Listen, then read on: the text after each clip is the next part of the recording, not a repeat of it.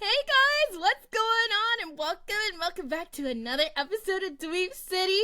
We have a very special guest in the building. Dog lover. Loves the voice acting, of course. As a content creator, streamer, you name it, he does it all. And also my friend, KJ BURBANK.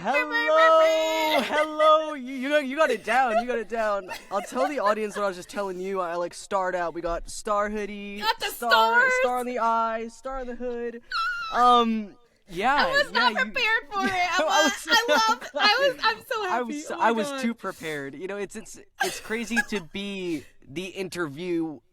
Like in comparison, I usually do the interviews, so it's I ask both sides of it now, and I'm so excited. Oh my gosh! How has it been doing the podcast? I forgot. Wait, don't tell me. Okay. Wait, actually, I'll cut it out. Yes, cut it out. Yeah. You got it. That has been.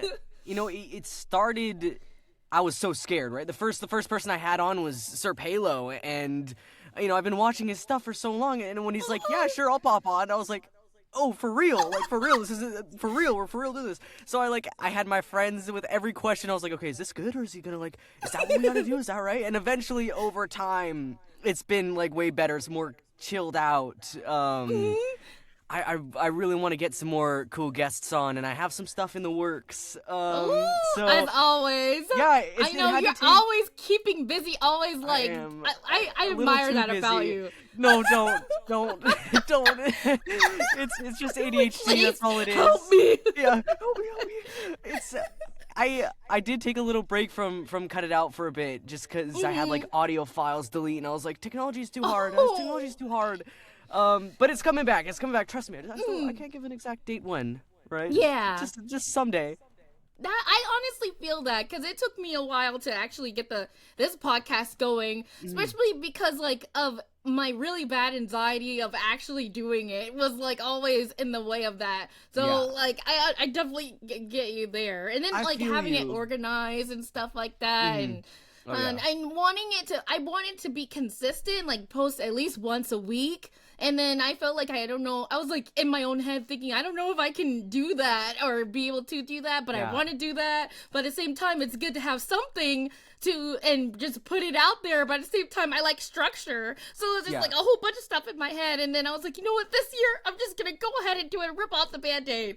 I'm so glad you did, because that's so fun. We have a lack of we have Vikram who does over voice or over the mic. Yes. He does an interview podcast, but other than that, you don't really hear from the indie voice acting sphere a lot of it. Right. And I like to stalk our peers. I like to see what we're doing. I was watching like Patty's interview with you, and I was watching all of them, like Dante's and Sean. But Patty's for sure, because we both started in the exact same Sean Mendham class.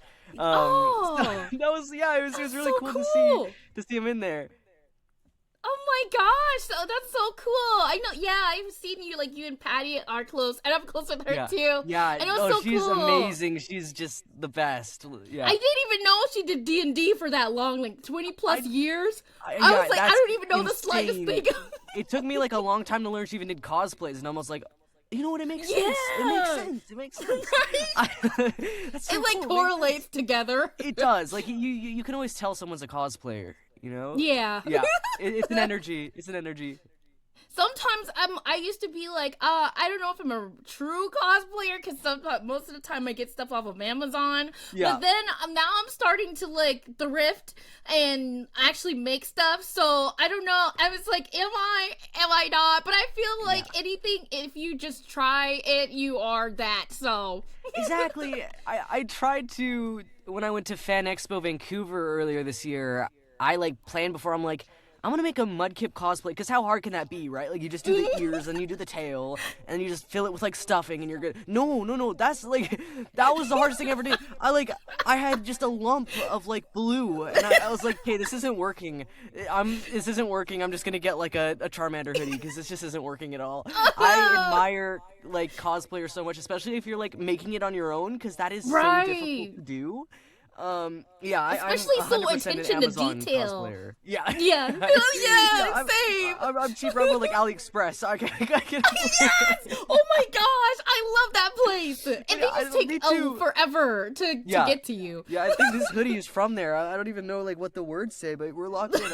It looked cool. It looked cool.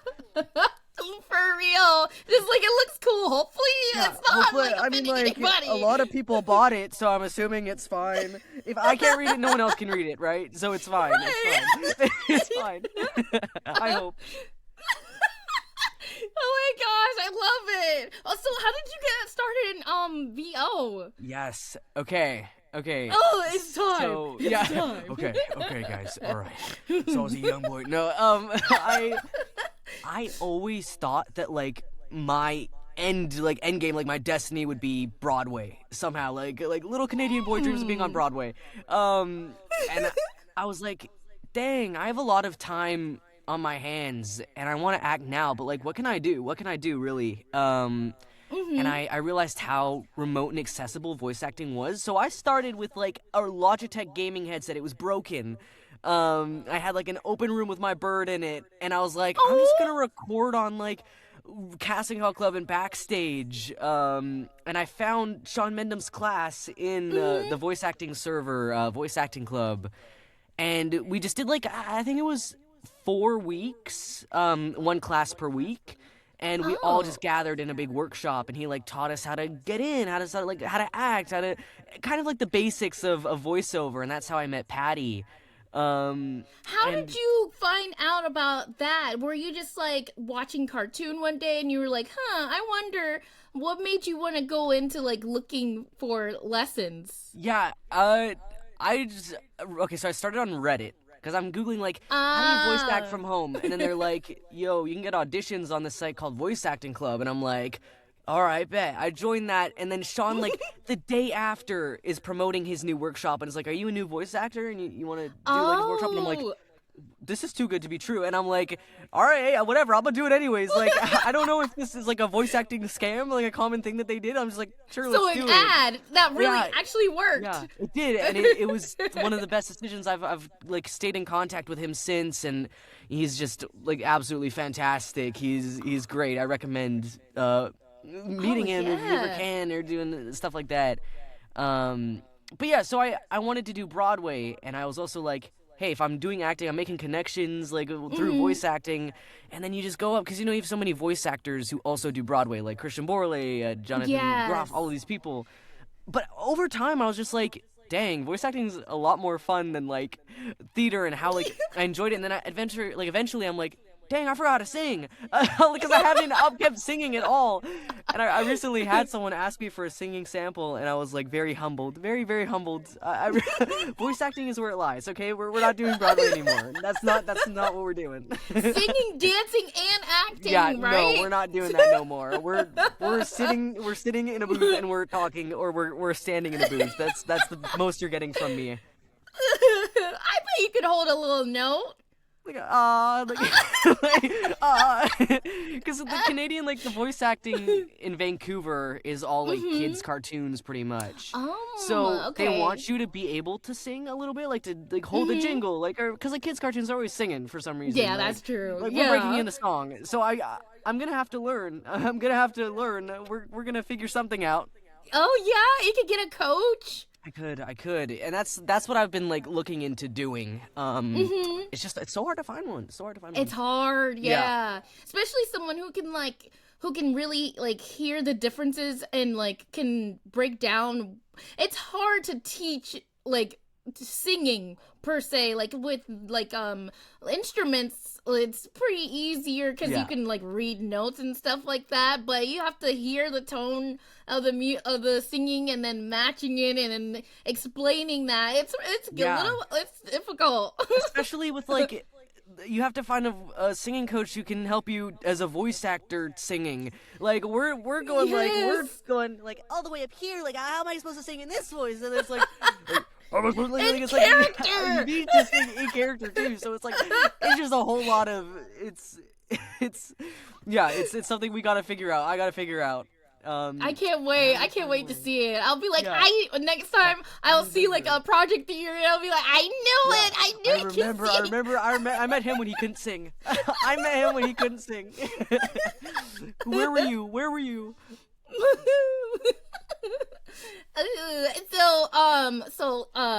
To continue the lore, so you went on Reddit, and then you went to the workshop. I met Patty, and then after that, was that when you realized, like, oh, I want to like keep doing this, or yeah. After that, it was like a whole lot of trial and error. It's like, what am I doing? Casting Call Club. Now I don't like. I still recommend it, right? But it's like, it's you know, it's a slippery slope. Like I will give it credit for helping me at the start of my career, because I don't know where I'd be without it, right? Yeah, it's like same. one of the best resources for when you're starting out. And I was pumping out audition, and eventually I landed like my first role there, and it was paid, and I was like, okay, maybe this is like something I can do, right? And then I just kept going. You meet people through that, and then I recently signed with my agent, and I'm so how was that? Yeah. It looked like you were traveling, right, to go see them. So I'm okay, so I'm in Victoria, which is just like 2 hours out from Vancouver. So, like, it's not far, and, it's just easier to tell people I'm from Vancouver, right? Like, because I'm from Vancouver Island. And I was like, I reached out to agencies, and I reached out to Red, which is the one I'm with now. They've just cast for so much stuff I grew up watching, and he responded. We talked a bit, and then he's like, all right, so you want to come meet at my studio on, like, Friday? And I'm like this Friday, right now? Real? Like, and I was like, sure. And then we booked it. I took the ferry out, and we met, and I was like, I was scared because, like, I've never done an agency interview, and there's no resources online to prepare for it. Like, I swear nobody, like, everyone gatekeeps it. Like, no one tells you what's going to happen. That is so true! Yeah, and I'm never Googling, thought I'm like, about that. Okay, all the resources I'm seeing are, like, from in-person actors who, like, on screen. And that interview process is so much different. So I'm like, I'm just going to have to wing it, and we're going to hope for the best. And I wore, like, a red shirt, and I was like... You can't go wrong! Red! It was so cool. Their studio's on, like, an ocean dock, so you're on the water. And, like, the building's, like, tilting as you're in it. And he was telling me that, like, some actors get seasick just being in the studio. Wow! But I got to see, like, his in-person recording studio that they use sometimes. It was so cool. It was so cool, and it was such a massive step. And I'm just, I'm still, like, a baby voice actor, so it's like, this is where I feel like it's kind of starting to ramp up, and I'm like, oh, I'm excited. I've been wanting this for a long time. How does it feel? Because, you started in 2024, right? Oh my gosh. Around there, like 2024 February. And when you start, you kind of have the mindset of like, all right, I'm gonna be with my agency next year. I'm gonna be recording in studio next year. I have all these goals. I'm gonna have my demo reel this year. Yo, you gotta be patient. It goes really it does fast. not go to plan. Like, it goes fast, but you need to, like, wait. Like, you need to like, you realize that it's like, the more you wait to perfect something, the sooner greater opportunities will come, if that makes sense. Like, it's going to take a long time to learn, but once you do, everything's going to start moving. Like, I'll be a bit way too fast. Like, I was going to say that because it's 2026 right now, 4, 5, 6. So only 2 years. Yeah, so 2 years, and that's, like, faster than a lot of people I've met, too. So it's like, it's really, you gotta, it's a long run. Yeah. And is there anything that you feel like that was different about your journey besides, like, it going faster that may have gotten it to where it is now, you think? Or... Ooh, that is a good question. That is a good question. I think, honestly, and I think this is, like, kind of like not the answer that most people are gonna want, but it's really helpful that you should learn as a voice actor is marketing and social media. Because when I started, I was posting every single day. Like, I don't know who I thought I was. I was posting, like, voice acting advice, and I had, like, one casting call club role. I'm like, voice actors, remember to stay hydrated. Remember, you need to, like, who are you? The role isn't even out yet. Who are you? And I was, like, following everyone, interacting with everyone. But over time, you start to get the credits, and then the people that have followed you are like, oh, cool. Like, you've know done what you're stuff. saying, You're real. yeah. I'm not like an AI bot infiltrating space. And you just gotta post like semi-frequently. Making content has helped a lot. So, like I'm a voice actor. Oh yes. It's like you just gotta like get yourself out there is the biggest thing, because in the indie space, everyone knows each other. Like you hear it a lot, and you're like, yeah, I know, but like, no. Like I've met someone, and 2 years later, I found out they're best friends with like another thing that I met. It's like you never know. That's true. And if one person knows you and they're like telling others about you, let me relax. Telling others about you, it could like be a year until they reach out to you. Like, it's that's true. Just post if you can. Cause I remember you posting about something where it was like about the good thing about rejections is like they'll come back like a year later and then pick like I think I don't know if I should say it now, but I think I know what you're talking about, because the same thing happened to me around the same time you posted the status. I can't remember when I posted, but if it did, then I'm so glad to work with you if we did. I was thinking the same thing, and I was like, are we in the project together finally? Hopefully. But we have worked together too. I mean, we did. I want to talk about that for a second, because there was something so upsetting that I just learned recently. Okay. Okay, I have the lore. Okay. Yes. Okay, so I'm gonna explain context for people confused, because they're probably like, okay. Oh yeah. So, me and Star and like a bunch of other people, we voiced like dubs. I don't know. Are you still working with them, or is this like? No. Okay, me neither. Yeah. Okay. Good. So I can be honest. I ran for the wind. Yeah. We're dubbing over these cartoons that are 3D and sometimes 2D, for a big channel, like a big channel. They had a couple million. Yes.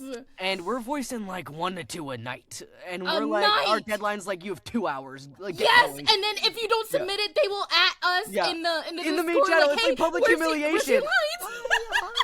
Hello. Like, I'm like, okay, I'm sorry. I'm sitting here I'm sorry.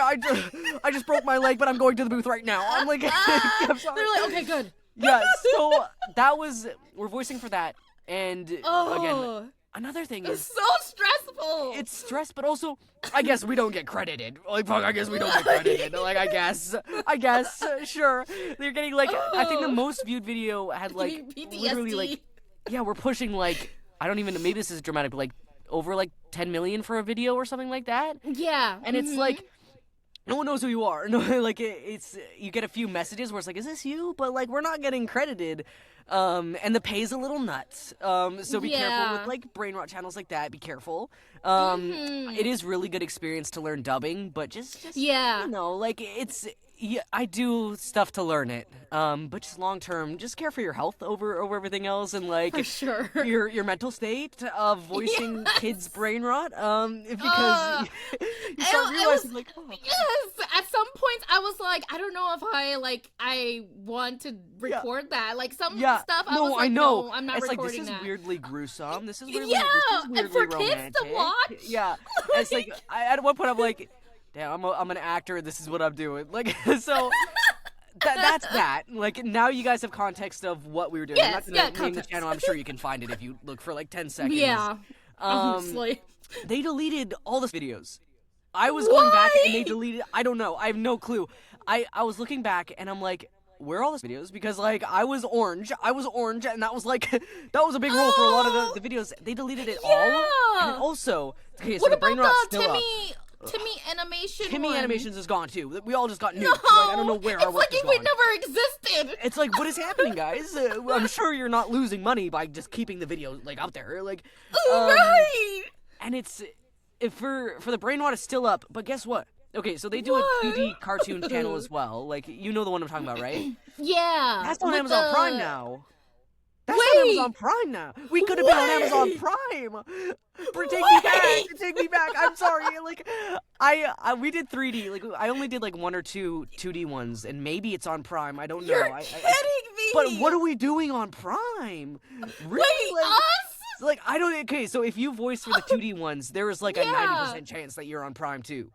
So that was something I learned. And I was very shocked. So I guess died at the sacrifice of that. Amazon Prime brain rot.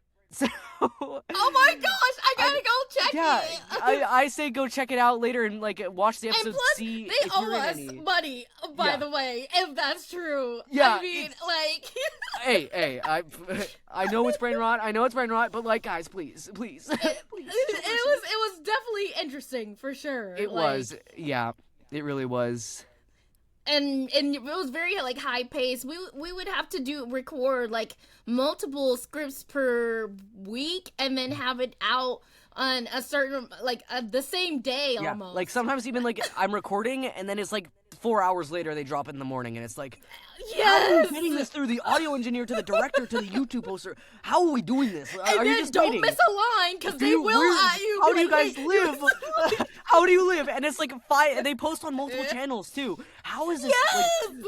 Like, I don't get it. And it's like Like- actually high quality work too, which you wouldn't like typically expect. It's like actually good. And yeah, it was such an experience. And then the scripts they give you, it's like they give you a certain amount of words that will not work. It just won't work. Yeah, we have 1 especially second. when you're matching it with Yeah, 1 second, 1 second of screen time, and the script is like, and then I was walking down a long dark hallway, and then I saw you. What do you mean? What do you mean? Please, you gotta please, squish that and please, one guys, mouth please, please. Can I slow it down? Like, can I cut words out? And it's like, it's just. You end up sacrificing like the acting just to be like, and then I walked down dark hallway, and then I saw you, and then I walked, hey, yellow Sparky, hey, Sparky. Like, I can't breathe. it's a constant state of like dissociating when you're recording really for those videos. is. It's like, all right, I guess I did it. Like, I guess that's done. I'm going to bed. Like, I recorded those And at then like you wake 1 up a.m. and then there's more lines waiting for yeah, you. yeah, it's like, okay, now I got to record for a salt and pepper shaker, I guess. Great. Like, okay, great. This is the life. This is like, if you're a new voice actor, you're going to have to go through like a period of this, like most likely. And I think Trial it's such and good character error. development. This is how me and Star are so like locked in, right? Like, Yes. we trauma bonded through Sprunky and Brain Rot. I love our scenes together. It's Yeah. so good. I remember so like good. the screaming scene with the girl that like is a microwave head, and or- you yeah, microwave. yes! Microwave. I Yeah, then I just killed you, literally- I guess. Yes! I brutally murdered Star. And then I. Oh no!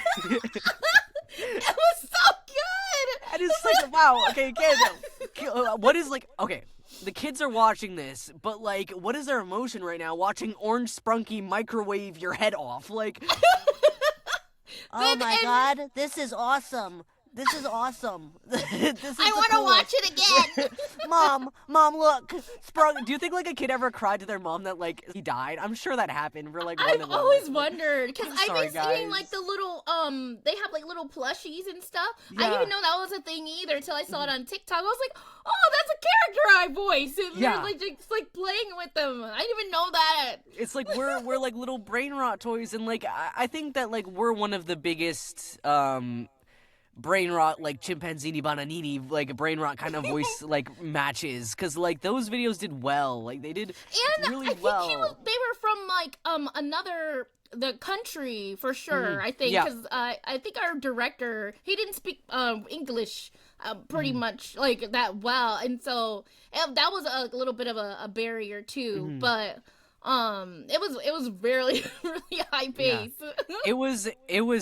It was something, and I you know what, I don't regret it. I don't regret it at all. Me Like too. I genuinely, that was so much fun too, because there's some scripts where it's like, it's just, that's where you get to have fun, because it's like, it's so dumb that I'm not gonna That put it's this on my. I'm fun. not putting this shit on my site. Like I'm not putting right. killing people on my site. So I'm just gonna have fun. Like, you know what? I'm just gonna have fun. There's nothing I'm losing. Until I had like a message being like, "Are you Orange Sprunky? And Sprunky just murdered all his friends." And it's so funny because your voice is so distinct, and you can't. It is. I can't You escape cannot it. Like, win. yeah, I'm Chimpanzini Bananini. I'm Trippy Troppy, I guess. Like, for sure, guys. I can't escape it. It's like, is that KJ? And Yeah. You're just like, no. Hi. I'm checking the server. I'm like, great. Okay, so we're in this together. We're in this together. Because there was like big actors voicing on that too. Like at least when I was noticing notable people in the sphere, and I'm like, okay, you know what? Right. You know what? No, we're all making money. Right. Hey, we gotta eat. We're gonna get experienced. Sure, this will pay off down the line somehow. And yeah. I've got good stories out of it. I remember the scene that we did, because the scream, I literally got that from you. I used you as a reference because you have like iconic screams. So I was like, I want to try something, and I love how we bounced off each other. I was like, oh my god, I had to like screen record it and save that. Yeah, and I remember you posted about it, and I was like, this is just so like high energy. I love it, and it's that's so cool. I didn't know that you like studied my scream for it. We're similar, but also opposite, but also the same at the same time. Exactly. It's We're so like, cool. Our voices blend really, really well. Like I'm editing something. I mean, something's in the works right now with me and Star's voices, and it sounds really good. I'll send you a sneak peek later because I was showing some people. The dog skit. That's all I'm gonna say. To be continued. But we play off at each other really well, and it's awesome. Yeah, it's like we feed each other like more energy and like more evil energy. Like we're like little goblins. Like more. Voice off my anger. Voice off my rage. Yeah, it's nonstop, and I love it so much. Oh, we definitely have to like do like a project together where it's just like that full I feel like it'll be like similar like Tom and Jerry, but like oh my god, you're right? so right. You're so right. That would be so perfect. Yeah. Oh my gosh. Okay, that's a goal. I'm putting that on another new goal. Yeah. And I also wanted to talk about oh yes, so when you first started, you never showed your face. No. And oh my god, yeah. I thought that was wonderful marketing because on top of your amazing voice and voice acting, you were also mysterious, and it was so curious to see who you actually were. And whenever you would post, I'd be like, who is he? And then he was like looking up more. So I was wondering, did you use that was that a tactic, or you just was like, I just didn't feel like showing my face? So it was like a mix of both. I'll admit, like I didn't think it through that hard, but like okay, this is a terrible reference, but like Dream, you know how it's like he built everything up to his face reveal. So it started off a mix of like, dang, I low-key don't want to show my face because like, okay, when I started, like even now, I was like, okay, no one want to see this yet. I started off animating, and then I'm also like, hey, if I'm showing my voice to an art piece, like a fictional character you're seeing, then you can kind of picture how it sounds connected to maybe your character if you have one similar, like, I'm like, my avatar's the most basic. It's just me as a cartoon version, and it's like, that's most of the characters I play too are just like nerdy guys. So if you can see that my voice aligns with something like that, and you remember an animated character more than like a face. But it got to a point where it's like, if you are a faceless voice actor, it's definitely possible, but like it's gonna get to a point where you should show your face. You should. Right.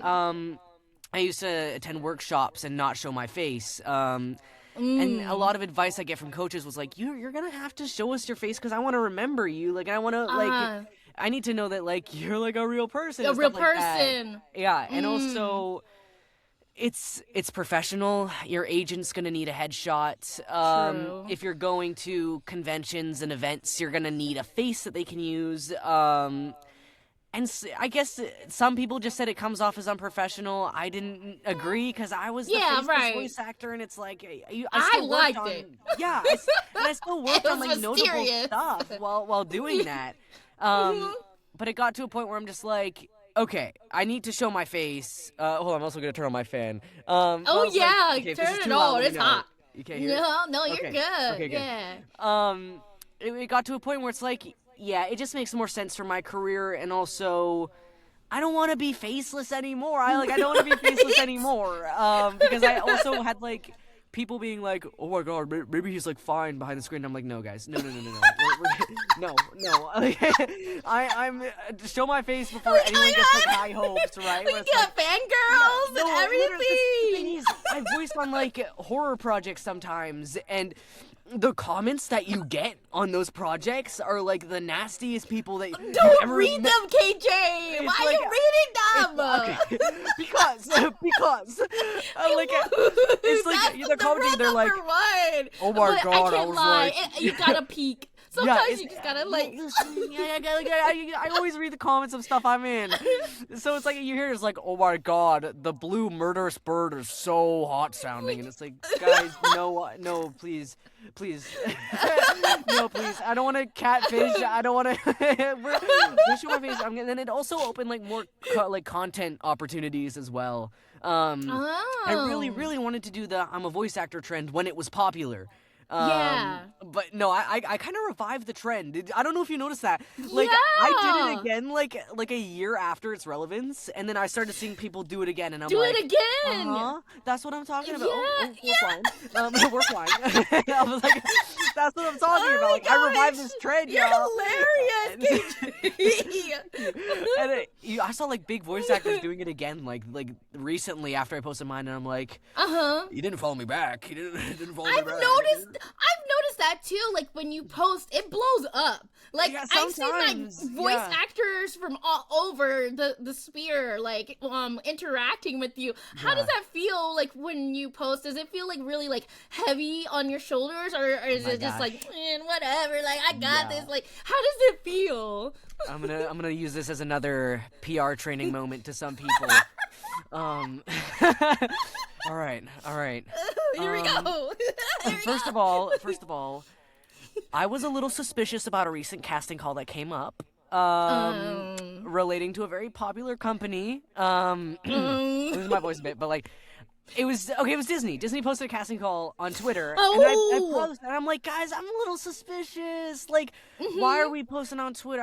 I knew people who were like auditioning for them daily, and it's like, okay, first of all, everything's kind of union, like, and then we're like, why are we casting through Twitter? And then also like, it was just weird to me, and like, I was suspicious. Same. Did you audition?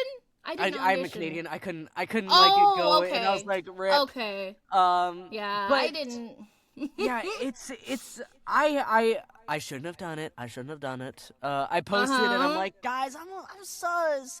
And then I go and I vacuum. I start vacuuming my house. Okay, right? I'm like, okay, post, just like, bye. I open my phone. A dubbing director at Disney had commented. It was really pushing like 10K views by the time I'd open Twitter again, like in an hour, and it was still ramping, and I was like, yo, oh no, and I was like, I had vague tweets coming up, and I'm like, no, it's begun, I'm like, the next like voice actor drama, it's begun, I've been so good for so long. Hey guys, I understand it's okay to be suspicious of this, but this is like, I've seen trusted, oh no, and then I joined a call with people later, and there was like a voice actor that in the industry, and they're like, you probably shouldn't have posted that. And I was like, oh god.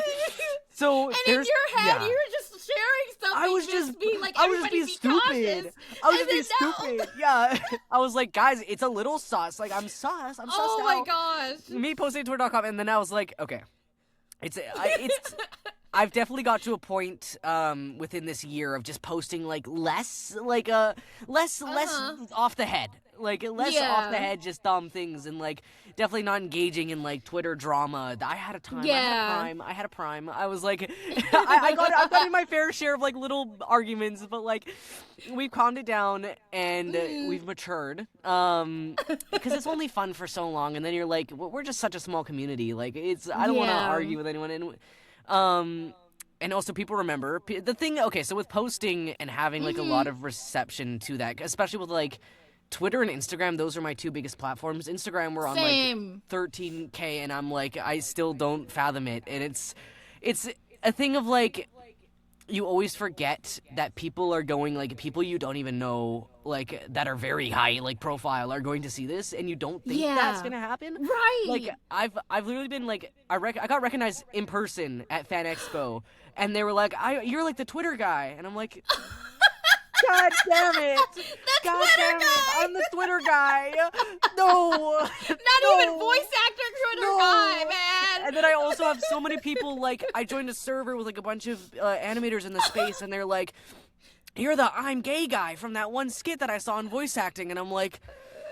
Oh man, oh man, it's great to be recognized. It's great, and it's like not a like it doesn't feel real. It's very also, surprising, yeah, right? It's so shocked because it's like you've people that you've looked up to being like, I actually know you, and it's like yes, you don't. Or if they repost anything that you have, like yes. that really gets. I'm like I don't say anything, but I'll run across the room like I can't believe they saw my post. They reposted it. Oh my god! But you know, online I'm just like playing the cool. Yeah, like we're oops. We're oops.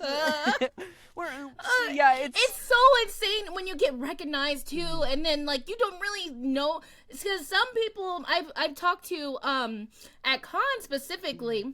They're always sometimes they tell me that they're afraid to even follow me or like I don't know, it's so interesting. I've never heard that. That is like a new level. Like, and you're like the least scary person I know. So it's like I was terrified. Star was so intimidating when I first met him. Like I was so terrified. Right. And I noticed like cuz like with you as well, my reach on there is pretty like decent as well. And I don't really realize how many people see me versus like people who follow me per se. So until I go to places like that or like even like outside like where I live, because I live in a small place, people recognize me that I've never met before in my life. That and it's just crazy. Like, oh wait, how do you it's really like mind-blowing but also a little bit scary in a way, but also cool because I'm not PR trained, and then I'm like once I signed with my agency, there's kind of just like a talk about like social media, and it's just like, you know, just like be careful because like news sites are going to use your stuff that you post now, especially if you get like a big role. And I'm like, right, so I'm going through all my social media and I'm like doing like tweets and stuff, and I'm like, I'm going back to 2024 like earlier on this, and it's like you see me talking this like, ooh, I just got done recording in like a live session for like 4 hours, and I was tweeting that in like 2024, and it's like, you're not fooling anyone. No, you're not. When I was just starting out, I would like tweet stuff being like, oh, I just got out of like a 4-hour live session. I'm drained. Bro, no, you aren't. You just recorded for like an hour. You recorded for an hour and you recorded an audition. You have not done a live session yet. You're not fooling anyone. Relax. So I'm like deleting all these tweets, and I'm like, it worked to get me out there, but like sometimes I was just like straight up lying, bro. And I'll be honest, I was just straight up lying. Honestly, the what is it called? I think it's like something where it's called like where like social media has this way to wrap you in and like wanted to keep you there, like the algorithm, and then it gets you to the point where like you're almost like obsessed and you want to like post and like what is it called where people are like on it all the time? There's like a doom scrolling. Yeah, doom scrolling and being a person that's on there online all the time or live their life on the internet, who lives their life on the internet, something like that. That's that's what the goal is for it to do. And like when I first got on Twitter, my main purpose, like my only purpose, was to find the community, because I went through from Bang Zoom auditions and everyone was telling me download Twitter, the community is on Twitter, and I was like, okay, and then eventually I did, and then I finally did it, and that was the main reason. And then when I got on there, anything voice acting wise, I get obsessed with. So when I saw that the community was on there and it was voice acting, I was obsessed with being on like Twitter. We can nerd out together. They're fine, because it's really hard to like meet voice actors or see voice actors kind of anywhere else. Like Twitter, Discord, and nobody gets us like us. Yeah, like, exactly. How do you tell like you know your friends? Oh, my focus sprite kind of was doing. They're like, what? What are you talking about? I voiced a little character, Cool. Yeah. Yeah, Kind of cool. And then the other voice actor's like, send me the series now. Send me the timestamp. I'm the biggest fan. It's like, see, thank you. Because we're like a weird community where like we're all super passionate, and there's definitely a fan base for voice actors. Yeah. But it's not that big. Like it's not right. like we're not on like on-screen level status. We're like the weird niche. Like you have to be a nerd to know us. Yeah, and, like, yeah. Most people, I it's like, who's your like favorite it. actor? You don't hear someone say a voice actor like most of the time. So it's like you gotta find the community. You gotta find it, or else it's really hard to be known. And unfortunately, like posting to Twitter and like Instagram has changed my career in that kind of way. So it's like, and then but you do don't what you want to gotta like do. be too obsessed with it, because that's too. how I was. And then I had to come to a realization, because I remember one point I was on there for hours and hours, and I'm like, I was spending more time on that than I was doing like being in the craft and what I was on there for in the first place. Yeah, So- exactly. It's so like unreal to be like posting about voice acting, meanwhile you're not. It's like, yeah, I'm talking about voice acting. That's all I'm talking about. It's all I'm reading about. But I But could not be doing doing right it. now. Like I could get a voice, like a life-changing role right now, and I'm just doom scrolling. Definitely had to redirect because like I'm now it's the opposite. I need to force myself to get on there more. But I'm glad like it's like sort of a balance now. So for sure sometimes it can definitely swallow you up if you're not careful. Like it'll change.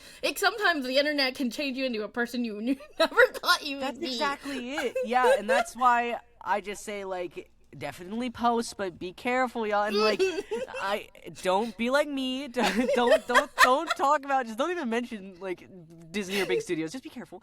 Yeah, right. And then you learn more stuff as you go from like other people, and it's like, actually, you shouldn't post about like studios you're a fan of, because then they might not hire you. And it's like, well, what? I've messed up, dog. I'm blacklisted from everything. I can't stop talking. And so it's easy to get caught in the posting trap, like you said. Right. And it's always good to be like authentic too, and just be yourself. Like it's like that's what I did since day one. I'm so happy I did that, because I don't know if you heard of Crispin Freeman. His podcast. I was listening to I listened to that like almost three times. I'm like by the book, and he always says like if you like once you start posting and stuff, be authentic, because you want to be a rock star, not a pop star. Pop stars are always in the trending stuff, always doing what's going viral, and it's really exhausting and tiring to have to like meet up with that. As for a rock star, you just yourself, and people just come to you because you are who you are, and you don't have to force anything, and you know it's longer too, the rest of the life type thing. So I was that's such a good way to word it.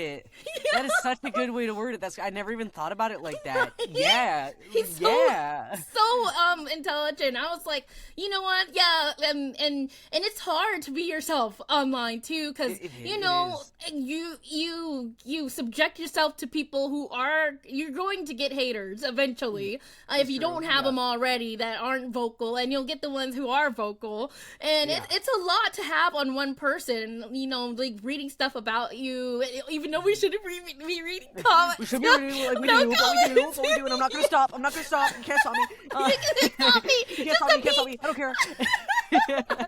Like I'm reading brain rot comments. Like some criticism I like though, because I'll be like, oh, I never thought of that before. Like maybe I could do that, And then there's ones where just like plain old hate. But like, okay, I guess. Sure. But it's definitely like. I can't believe how you worded that. That was so good with like the rock star and pop star thing. And also like, okay, this might be like a little shady, but like I really do emphasize being yourself, especially in like the voice acting community, because okay, I have a lot of friends who've done this, and I did it in the past too, but like no more hey voice actors posts sometimes, like, that's all you're posting, and it's like, hey voice actors, eat green apples to get rid of mouth clicks, or hey voice actors, drink water. I've posted these things in the past. Yeah, like, same. After a point, it's like it gets tiring. It gets recycled a lot. Like I've seen that like from 3 new voice actors since, and it's like, yeah, I know what you're doing, but it's like, how are we supposed to talk about you? Like when we mention your name in like a call with voice actors, and it's like, have you seen this new voice actor and stuff? It's like, how are we supposed to describe you? Like it's hard to do that when they're posting just straight advice, or they're posting like just what they do. Like we know that you're a voice actor, and that's like a massive piece of advice I got was like,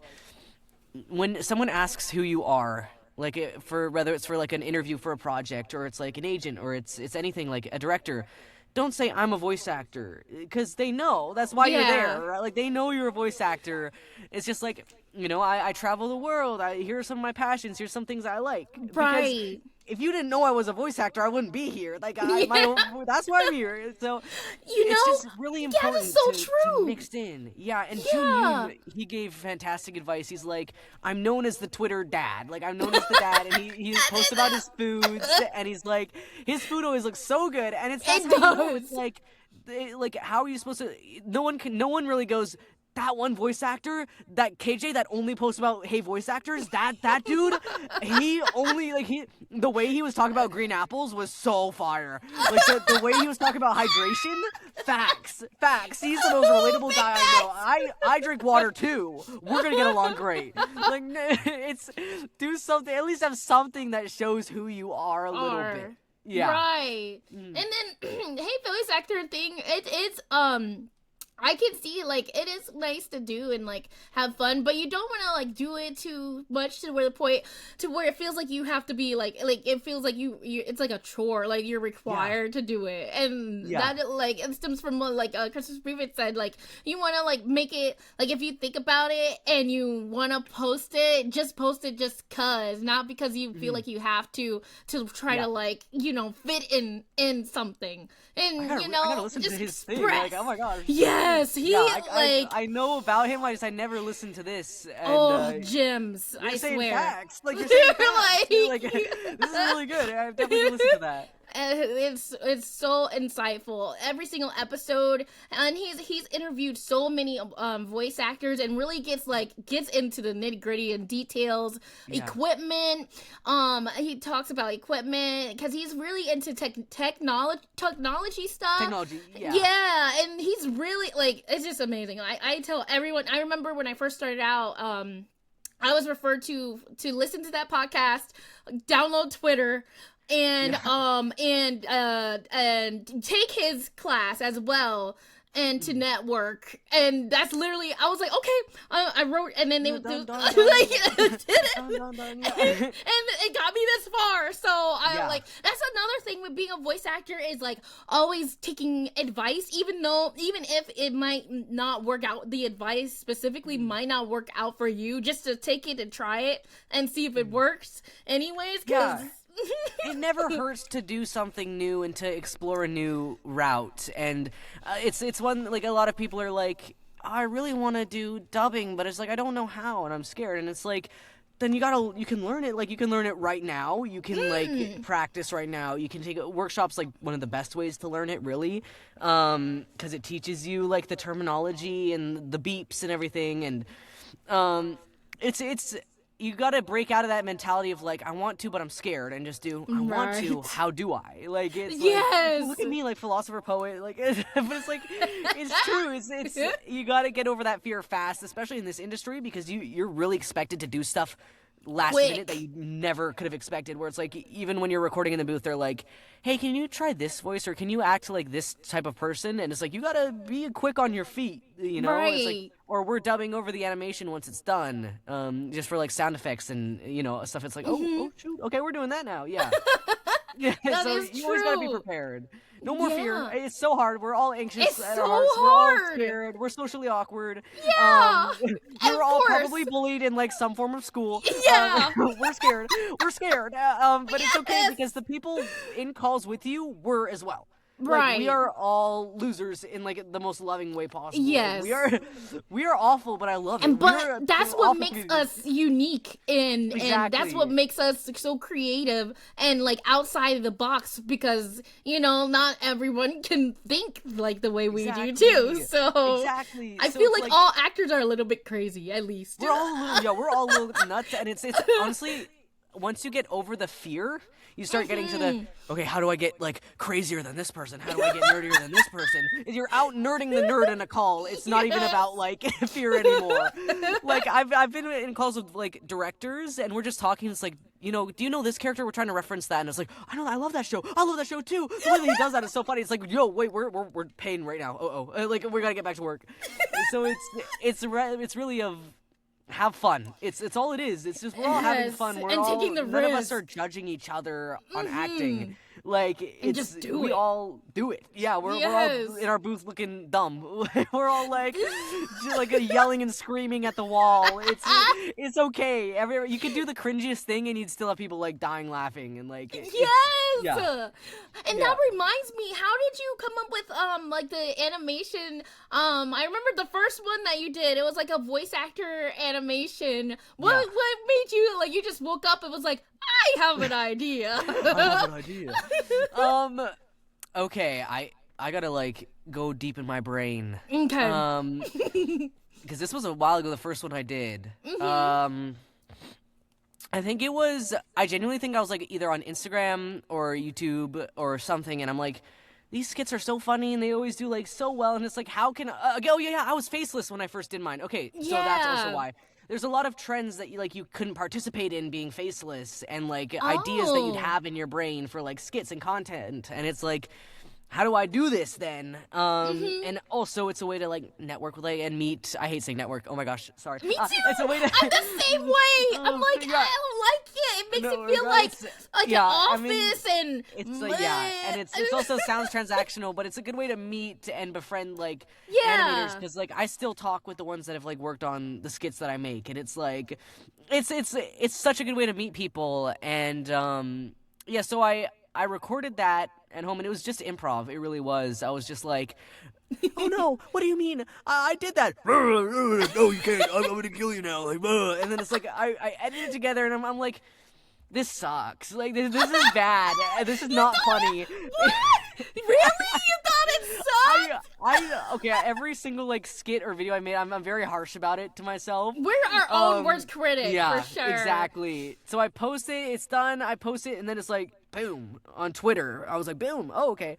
It did really well, and then I'm like, okay, well, I can do a part 2, and then I did a part 2, and that went mega boom. Like, that one did way better than the first one. By like, I don't know, maybe it was like 7K likes or something like that, and I had like people I loved following me from it, and I'm like, okay, so this is the way, this is the method, and it's a way that I can like not only act, show that I'm acting to a character, 2 characters, because I voice everyone in it most of the time.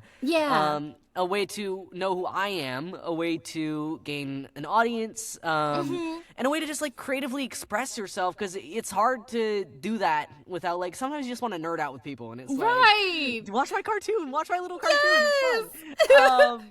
And it's just so fun. Like it's fun, and I love doing. I need to do more. Albeit it's very expensive. I was very gonna pricey. say, did you look for someone to? Did you know when you thought of it that you wanted somebody to animate it for you? And are you still going with like the same person, or do you usually go with somebody else for different ones? I go with somebody else for each skit, for various reasons. Also, like, I like to employ like people, like give money to like artists that I love, and also meet artists that I love as an excuse to reach out and be like, hey, I know you're an animator. Do you want to animate for my skit? I've had directors animate some where it's just like they're really good like animators, and I'm like, hey, I love your art style for this, and also it's a way to like not overwork an artist, and also to have variety, because like, what if one person doesn't like the art style of a specific video? They can still watch any other one. True. Right? So the first one I did was just with like a really close friend of mine, and I was like, hey, can you draw this? I have this idea. It'd be cool if we drew, and they're like, yeah, sure, da-da-da. And then the next one I was like looking through TikTok, Instagram, and then you just gotta watch like animated skits. And then I reached out, we connected, and then it's just, since then, I've like made posts occasionally too, so people can comment their reels. But it's pricey. It's a pricey thing to do, especially since I'm not making money off of the skits that I make. It's just for fun and passion, and also like, if I am to make money off of it, it would be long term from someone finding me through it and getting a job. Like it's like planting a seed, you know, where it's like, I've had people follow me and then reach out a year later being like, your skit was so funny. My OC sounds like you in this one skit. And it's like, boom. That's how you get it. That's how you get it. Boom. I made $1 off this anime.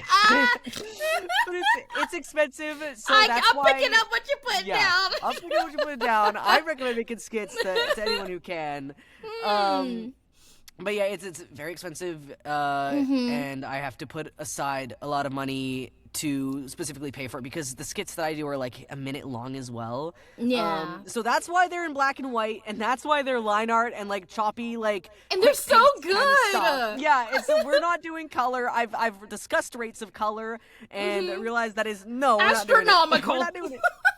Astronomical. I'm gonna go homeless. Okay.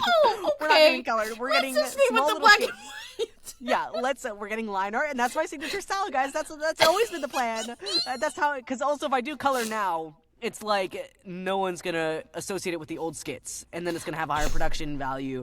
So I'm gonna try and post to YouTube more, and then hopefully actually be able to profit off of them so I can make more. I'm not making them to make money. You're never going to make money off of content creation, really, because you just put back into it. I just want to make, like, cool shit. Like, you know what I mean? Like, I want to make cool stuff for people to watch and enjoy and, like, hopefully inspire people as well, because I've seen people make like little animated skits since, and it's like, yo, that is so cool that you've like watched something and enjoyed it enough to want to do something like it, and that's like one of the highest compliments you can get is inspiration.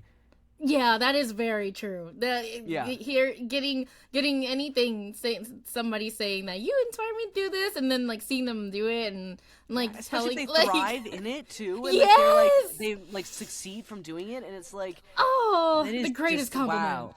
I am your father. I've raised you now. Like, go, be free. Yeah. And then they start doing better than you. So, okay, wait, fall back. I will still be number one, but you can be inspired. Yes,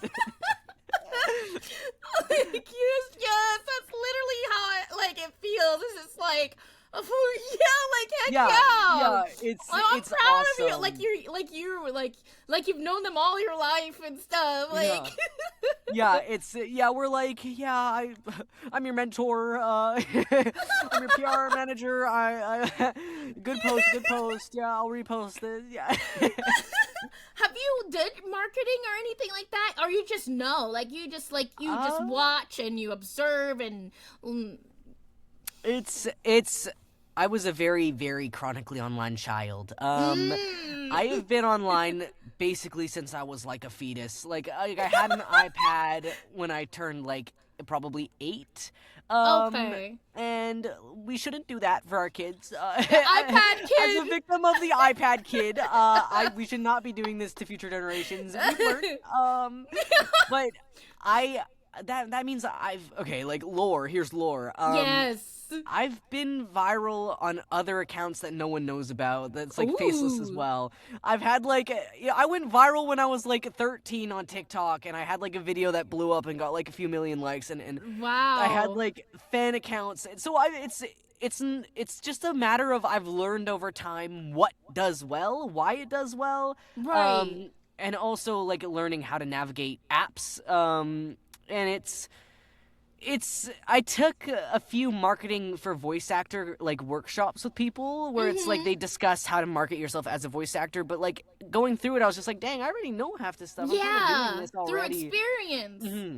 Yeah, so it's like I could do a marketing voice actor class. Honestly, I was I'm gonna make a quick buck if y'all want more skits. Yes. I'm very scared to do any sort of teaching. I do not feel like I'm ready for that. But also, if I did, you already know if I did like a little workshop that was like, even if it was free and I was just like the free workshop, no strings attached, just like teaching people what I know. You'd see someone post on Twitter, "Why are we letting voice actors? Why are we, guys? Hey, I'm just noticing something. Be careful. Vet your coaches. We're letting anyone teach people now." But it's like I'm not getting involved. I need to have like for you. I'm gonna be in Marvel and then I'll do a workshop and I'll still be scared. Like I'm gonna wait. I've seen enough. I've seen enough. And that's another thing of learning. You gotta read what's going on, what people are tweeting about, because like, I don't know any That marketing is stuff. true, because sometimes, like, I'll be off for a long time, and then I'll come on, and then I'm like, what's happening? What is what's going happening? on? Why are we angry? Okay, who are we mad at? We don't know because everyone's vague tweeting. We don't know. We're just mad. We're mad at the world. You gotta be careful, because if you make like a regular tweet when something is happening, and then people are like, how can you say that? And then you're just like, wait, what happened? There was a so time yeah, where, that like, is true. It's good to be aware. It is. You could say something a little wrong. Like I remember I said I can't even remember. It was like a long time ago, but it was like baby's first like Twitter controversy, I guess, where I said like a typo. I guess I didn't word something right. And I was like, I can't remember, but I said something and it just typed out completely like. It's hard to retone through text, right? Right. So I like said it and I was like in a praising way, and they're like, "This is not something we need to worry about." And I'm like, "Oh my god, a Genshin voice actor just blocked me, and I've been voice acting for like 5 months." I've like. It was when I was new, and that's why I'm very careful with what I tweet. I'm very careful. Me too.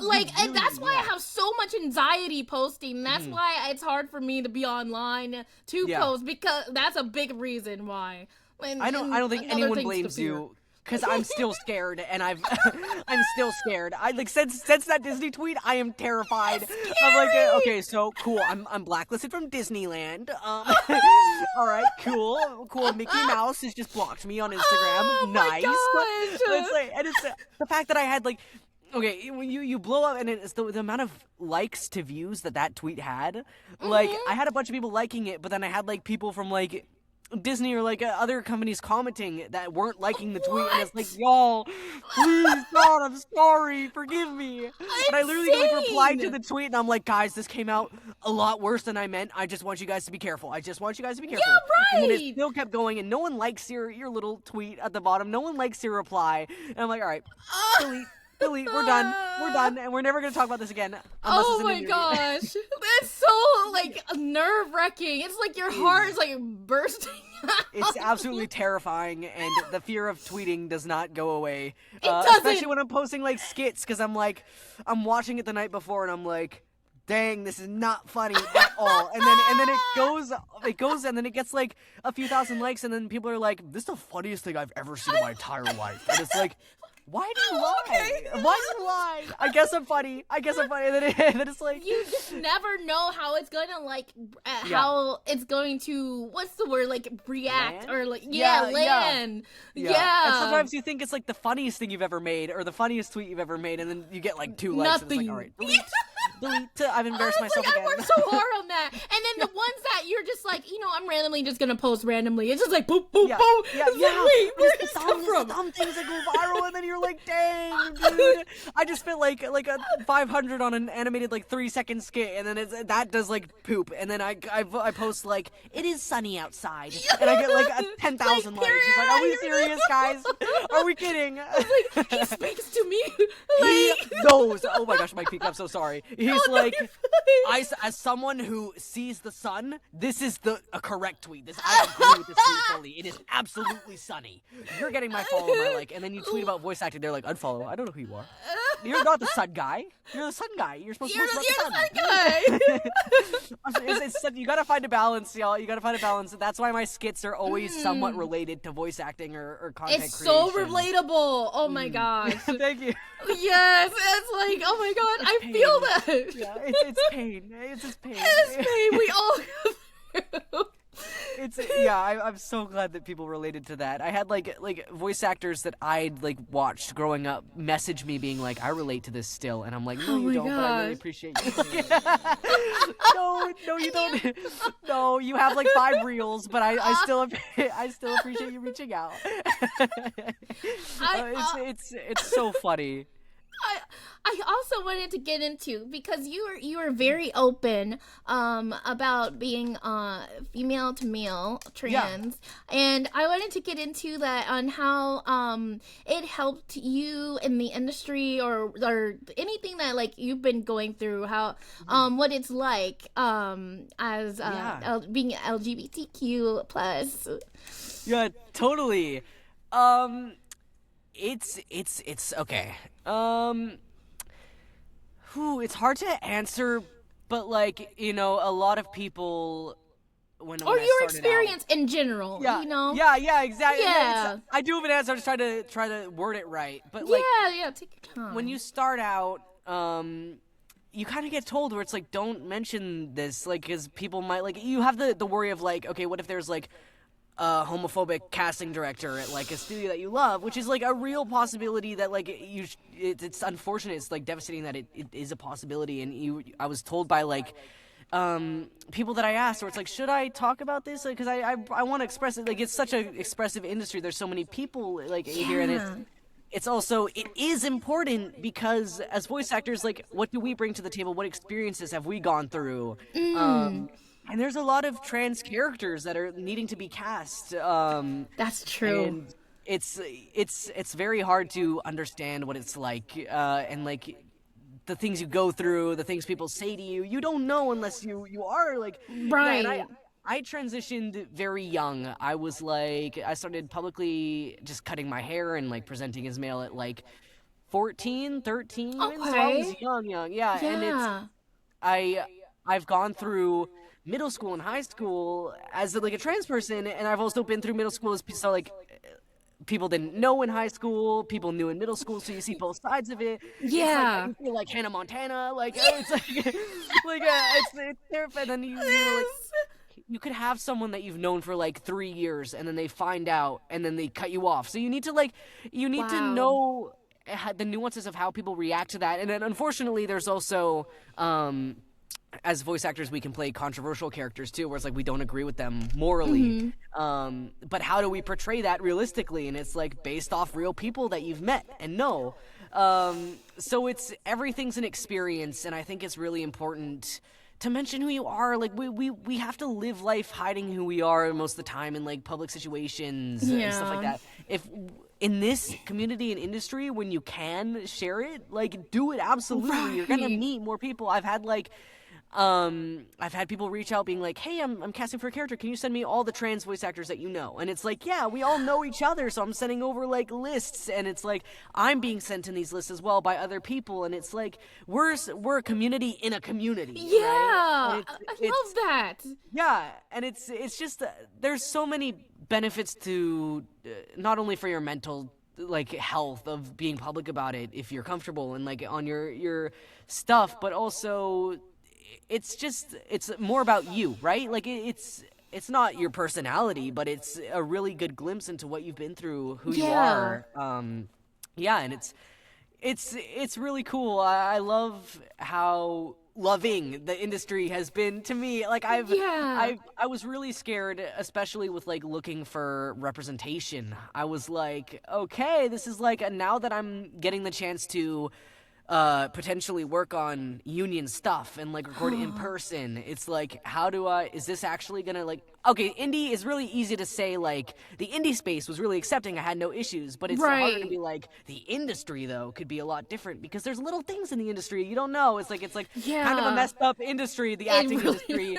I will not lie and say that it's like a perfect industry, but it's just been absolutely wonderful. It's no problems at all, and if anything, you're getting more opportunities that match you better as a person, and also ones that you just like. There's a smaller talent pool for some of them, so you're low-key like it's just like if you're casting for a trans male character in a project, you're not really like there's not a lot of other people auditioning for that role, so it's like.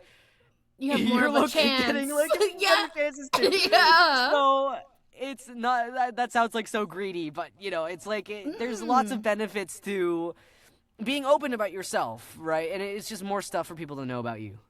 That is so awesome! Oh my gosh, I love. I'm happy to hear like it was like not a bad experience in the industry, because or at least in the indie space, because from what I've experienced as well, like the community is very accepting, very open with all everything, and I've never ever experienced a community like this one. So yeah, it's that's truly, really I've been to Pride parades, and the voice acting community is way funner. Like we are way gayer. We are like. We really are. It's such an open community, really, and it's like you kind of realize, like, oh, we all kind of are a little bit. Like, yes. So it's one of the most, you don't have to feel scared at all, like when you're in the space, like to talk about it, because if you grow up in a space and you've been like people aren't supportive of you, you kind of have this mindset of like, okay, everyone's gonna think you're different, everyone's gonna think you're like weird, but no, like it really helped me relearn how the world treats each other, you know, like when you're like growing up and you're getting teased, right? Like, of course you would be like, you kind of think like the whole world's gonna be like that, and then you realize that it's like, no, really, that's just a little bit of it. Oh my gosh, that was me in middle school. Middle school was really rough for me. And like I don't know, I hope one day like we can, I don't know if it's like that now, but like maybe more like resources and stuff like in schools that could help kids, because I feel like middle school, high school is like the hardest phases. Like, even if you're not like part of like any community, you could be like the coolest kid ever. You're not like it's you're gonna get bullied for anything, bro. Your shoes untied. I will speak to. I will continue. You cannot silence me. But yeah, you could have like an untied shoe, or you could be short and you're getting bullied like your entire high school, and you're getting called like the craziest things that you could have never expected. So it's like, I don't understand. The world is not evil, I promise. And like voice actors, it gets better. Are a really good way to learn. Of course, we have a few evil voice actors, those who shall not be named. Like, there's a little bit of evil in here in this space, but like it's really such a beautiful space for people, and we're all awesome. We're all awesome. Yes, and such hard workers everyone is too, which I get inspired and fueled by seeing everyone's story and seeing like where they come from and where they are now, and like going through the journeys together. It's like such a beautiful thing to me. Yeah, it really is. And it's like, if you don't have passion, like everyone in this industry has passion, like no doubt, because how can you have passion and love for something if you're constantly getting rejected and you're still going? Yes, like, that part. Really in it, like we are really in it, and we love what we do, and it's like it's hard to be mad when you're doing something that you love so much and you're bringing magic into it, and it's like, you can't be angry when you get out of a recording session for like recording a puppy, right? Like I'm recording a puppy that's like flying around on a magical train. Like I cannot be angry at the world. I have nothing to be mad at. Like, and even when you do get mad, you go back to it eventually. Yeah, it's like I'm mad, but I'm also like, what am I really mad at? It's like it's really getting over rejection. Will be the biggest thing for you. It took a while. Like, I used to think that, like, rejection will always be devastating. Like, I always thought that, like, no matter what, like, every single role you lose. But it's like, no, over time, you really just grow to be like, now, if I lose a role, I'll still watch the project and see who got it and be like, that's why they did that. That's what they went with. I didn't understand that thing at all. Or it's like, it truly was, like, the best fit for that character. And then like Christmas Reeve says again, like there's only one person, they can only pick one person, and the odds of that, like out of hundreds, like, and especially when you get feedback too, that's always like a good thing to hear. It's like, you did so good, but like it wasn't fit for the part, but I have you in my books and I'll refer you. Like that really like helps a lot too. It's awesome, and it's you gotta like kind of learn to love rejection in a way. Sure, you'll audition for like a project that like is your absolute dream job in the whole wide world, and then that rejection will hurt. That'll hurt. I'm not saying that won't hurt, but I'm saying like it's you get over it way faster, and then you learn the like beauty of it in a way where it's like, we made it really far even to just get the opportunity to do something like this, and now someone new hears me and knows who I am, my audition. And again, it's the being reached out to a year later kind of mentality where it's like, hey, they might hit me up later. It don't even matter. They might hit me up later. Right. And Yeah. even so, even if not, like, I did my all. I did my best into it and growing and getting better. Yeah. Exactly. We're just having fun. So there's like, that's why there's no anger really from anyone. I haven't had like genuinely a bad experience with anyone in this space at all. It's awesome. And I wanted to see, because you did theater growing up, right? So Yes, did you yes. do in elementary school as well, like super young, or? So I did elementary school. I did like a hell of a lot of stuff. I did sports. I was doing choir. Choir was like my number one. And then when it bled into middle school, I don't even think I had like. Okay, I definitely did okay. I don't think I did theater in elementary school. I don't think we had the program. But like in preschool and stuff like that, we did like plays and performances. And then into middle school, we did like actual professional like theater, like musical theater shows that like people would buy tickets and come see. So I've been doing that. Like I did that in middle school. I did that in high school as well. As an adult, it's a bit harder to find like the time and also the places that will take you in, because they're like, they don't play. They're like, that is do so a riff true. right now, and I'm like, I don't know what everyone got a role when I was in school. Like our teachers would cast every single person who auditioned. So even if you did really bad, you're getting like a small little role, right? Yeah. They don't do that no more. Yeah, You don't get participation awards anymore. I'm not built for this. Yeah, it's a lot more pressure, and it's just like, I don't think I'll have that same enjoyment now that I've done voice acting and know, like, it's a lot more expressive. It's harder to move your whole. We still move our body a lot. Like I'm all over the place, even talking normally to you. Like hello, let me grab. Bring my camera closer. But I definitely want to do more theater. It's just hard. It's hard.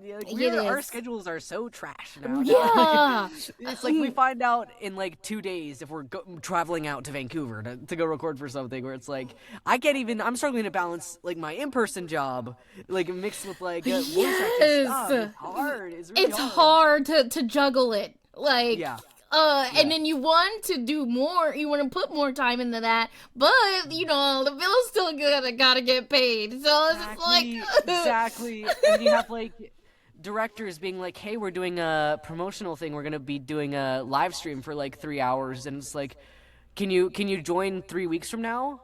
I don't know, dog. I really don't know. We're gonna have to play it by ear. Like I'm gonna have to tell you the day before. Like I really don't. That was looking at me with the interview. I'm so sorry. I'm so bad with scheduling. I was like, I don't know if I can even like do this. But it's like, we're good. We're set. So it's hard. That's why another reason Cut It Out has been a little bit of a challenge lately to do. But I couldn't be more grateful at the same time, because to be busy in the voice acting industry is to be working, which is a blessing in and of itself. Yeah. And then your family owns a museum? Yes, How? we do. How? I saw the picture and I was like, that is so cool.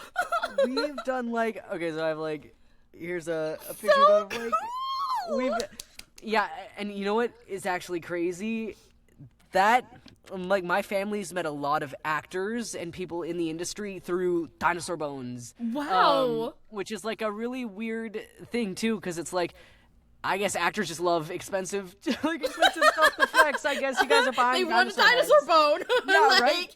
So I've been to, like, celebrities' houses that I won't even name, but it's like you wouldn't believe it. And I saw like, the one with you as a baby with Leonardo. Yeah, holding me as the baby. Okay. And you're just like... it's so crazy. I had like a celebrity offer to babysit me once because my parents were like going out of town, and I was like, yo, what is the world? What is the world? So I just want everyone to know I'm not a Nepo baby. If I really locked in, I could probably be up there right now. But I'm doing the hard grind. We're doing this long term. the hard grind. Yeah. How did your parents get into that? They are they? What is it called? It starts with an A. Paleontologist. Yeah. Yeah. Mm-hmm. Okay. they're actually not. Like, my dad, he started with fossils when he was like very young, when he was around his 20s, and he met other people who were in the dino bone industry, which is kind of how you get into it, right? Yeah. He didn't go to school for it, but you like dig around the world and you're like finding fossils, you're putting it together, you have like a group of people working for you, assembling like dinosaurs. That's so cool. And it's like, yeah, just like we have a little museum here now. Sometimes I go in and I like help with the gift shop, but you know, again, it's like it's really hard to balance all of it together. Yeah. Sometimes they have me wear the mascot costume for like events, and then I'm just wearing like a massive dinosaur outfit. I know, and, it's hot in chasing kids there. around. Yeah, which is awesome. What a good stress reliever of like chasing people around in a dinosaur suit. You really realize how much you needed it after. You're like, oh, I needed this real bad. Like, Do you have like a little like air filter in there? Yeah, Or is it I just- have like it's like a okay. full like dinosaur costume. It's like it's the closest I'm getting to Disney now, because I guess I might be blacklisted. So like it's like the closest I'm getting to my mascot world.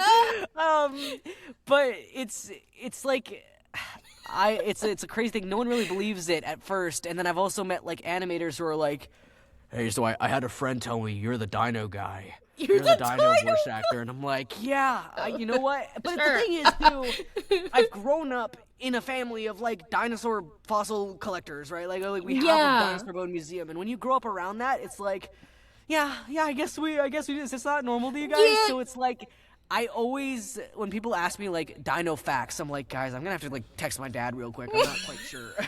I'm not quite sure. It was an awesome brag as a kid, because my family would do, like, presentations for schools. Oh. So I'd get to be up there with my family, and I'm like, yeah, here's me holding, like, a mammoth tusk casually. I mean, Wow. Like, yeah. So it's genuinely one of my favorite things to tell people, because they always freak out, and we're the voice acting industry, we're nerds. A Yes. lot of people love dinosaurs, a lot of people. Yes. So I need to learn more. I need to be more locked in with that. I need to learn more facts, because I have people asking, like, since they're nerds about dinosaurs, they know like the good questions to where I'm like, yeah, like I just know their bones. hold on. But it's given me like the opportunity to travel around the world and dig like in I was just quarries gonna and stuff like ask that. you. Yeah, do Yeah. you go dig? Yeah, I do. Recently in like 2023 was the last time I went out, and I went to Wyoming. And my dad knows someone who owns a quarry on like a big mountain, so we got to like literally dig up fossils. I digged up vertebrae of like a dino, and you know, it's so cool. You get to travel. I love traveling, and then to dig up like bones, and it's really, really cool, and it's a lot of work. But we also offer things where it's like people can pay our museum, and then we'll take you out for a dig, like you to our quarry, and you get to like dig too, and I wish I got to do it more often. It's a lot of fun. And what's like the most like memorable moment you had from that you would think With like from the dino doing... just growing up around dinos. Anything that really sticks to you, your mind? Ooh, that's a hard question. There's a lot, right? Yes, there's a lot, right? Oh my goodness. I can what is your I want to know, what's your favorite dinosaur? Dinosaur? Do you have one? I'm Yeah. so basic. I really, really love like duckbills. I think they're like so silly. Oh! Duckbills are Wow! awesome. Triceratops, pterodactyls. Yes! Satyrs don't count, as they're not a dinosaur, but they're prehistoric, and I love them. I think they're Oh. the coolest. Okay. Yeah, they're. Oh my god, we don't need them back, but they're really cool saber-toothed cats. I was about to say we need them back. We Oh don't. my They're gosh, gonna kill us. yes! But, like they're really cute. They're really cute. And we have like a skull replica of like a saber-toothed cat at our museum, and their teeth are just crazy. Huge, right? Yeah, and we have real mammoth like fur, like wool at our like thing. We have like dinosaurs. We have one of the most completed T-Rexes ever traveling the world right now. Oh wow. Yeah, called Victoria the T-Rex. Oh, so if you, like, Victoria. Google her, yeah, exactly, right? When you I love the Google name. her, you can see like she's traveling around. We have like some in the Melbourne museums and all this stuff. It's really awesome, and it doesn't feel real, you know? Like it. Yeah. I think the best thing of it was growing up like with that, because I was the coolest kid. I was really the coolest kid. yeah. Like, hey Museum. guys, yeah, my family owns the Dino Museum, kinda. Yeah, cool, yeah. So, who wants to be my friend? Yeah, who wants to be my friend? The line starts here. Yeah, line starts here, and then you have like all the kids going out. It's like, yeah. And then they ask me a dino fact, and I freeze up. Like I should have studied for this. That's my dad. I don't know. Speaking of excursions, I saw that you want to go to London. I do so bad. Yeah. Oh God. I originally was gonna go in May. I don't know if that's still happening. But Sean Mendham's out there. There's a lot of other people I want to meet, like Sarah Nightingale, Chloe Eves, yes. Kit Harrison, like all these incredible people that are in London. I have so many friends too, like my friend like Kian and Jim and like all these people. And it's like I want to meet like directors. I want to meet my friends. I want to meet like people I'm a fan of. I want to go to London so bad. And if I do, I'm gonna be meeting everyone and not shutting up about it ever. Yes. I'm also. I fell on my turban. Okay, we're good. Hold on. I'm like with Vancouver as well. I realized how little people I actually met in person. So since signing with the agency, I've reached out to a bunch of voice actors in this industry there, and like with the agencies and stuff. And I'm like, do you want to meet for like coffee next time I'm out there? And they're like, I've already had people reply being like, yeah, sure, let's do it. So I'm gonna be meeting like lots of people, and I'm very excited and anxious about that. It's gonna be fun. I'll let you know how it is. But yeah, do you want to go to any more places like cons or anything like that? Anything like you've been looking forward to or considering? I'm gonna manifest something on this interview. Let's do it. I want to be a guest at a con so bad. Yes, it's gonna happen. So bad. I hope so too. It's just like Fan Expo would be awesome. We know like the people who own Fan Expo, and it's like oddly enough through dinosaurs, which is crazy, right? We were going to Fan Expo, and my dad's like, I actually know the owner of Fan Expo. He reached out, and it was like, great, okay, cool. I guess. And then we got like a little tour when we got there. It was really awesome. So I definitely want to con there. I want to just like. I just want to talk, like, I love stuff like this. I want to talk to people about, like acting and what I do, and, like, to me, because I've had people recognize me at Fan Expo, so it's, like, that enough had me, like, beaming the whole day. I was like, you actually know me, that's crazy. Like, and kicking my feet. Yeah, right? I get in this headspace a lot where it's, like, people follow me, but, like, do they actually know what I do? Because I follow a lot of people that I don't really, like, keep up to date with all the time, right? Yeah. So I always had this, like, kind of fear of, like, okay, I'm known. Like, I'm known. They know KJ BURBANK, the voice actor. But, like, do they know what I do? Do they know my work? Do they know, like, my content? Or is it just, like, a kind of follow because we're in the community kind of thing? So to actually know that, like, people knew I existed in that thing was, like, very shocking. I want to go to MCM Comic-Con because I want to meet Tomska. I'm the biggest fanboy in the world. I want to meet some Ed's World people as well. I want to go to London, MCM. I want to meet, like, some of the Amazing Digital Circus cast, because I've got to talk to some of them. And, if you know Sky Red, I keep mixing your names up, Sky and Star. I know, we're in the like, Star and Sky. Sky is the sweetest in the entire world. Like, I love Sky, too. Yeah, the voice of Ribbit, for people who don't know, and she's also in, like, yes, I'm so happy for her. Yeah, she's so deserving of that. I want to meet, like, if they're doing, like, Amazing Digital Circus panels, I want to go out and meet her and meet, like, other people there, too. And I just want to meet people. I just want to meet more people. And that was a big goal on my goal list for this year, was to, like, meet, like, 100 new actors that, like, I haven't met. And it's, like, that isn't even crazy. Like, when people hear that, they're like, 100 people? For real? That's not that hard in this space. It's really not. Like, when you meet one person, you're basically meeting 5. Like, you say, hey, let me introduce you to my friends. And it's like, okay, I guess, sure. So it's like I literally went to, when I was at Fan Expo Vancouver, I was like talking to people in the artist alley, and I met this girl, and then she's like, yeah, I'm an animator at like one of these Vancouver like animation schools, like one of the big ones, and they're like, do you want to come to our parties? All right, bet. I'm going to a party with all animators. Hello, I'm like a goblin here. Like, let's go. Sign me up. Hey, everyone. Hey, my business card just fell out of my pocket. No. Oh no. No. Someone and needs then to you pick up my just business throw card. him. Hello. No, guys, I swear I'm not like a goblin. I want to make real It connections. just drops in but, their pocket.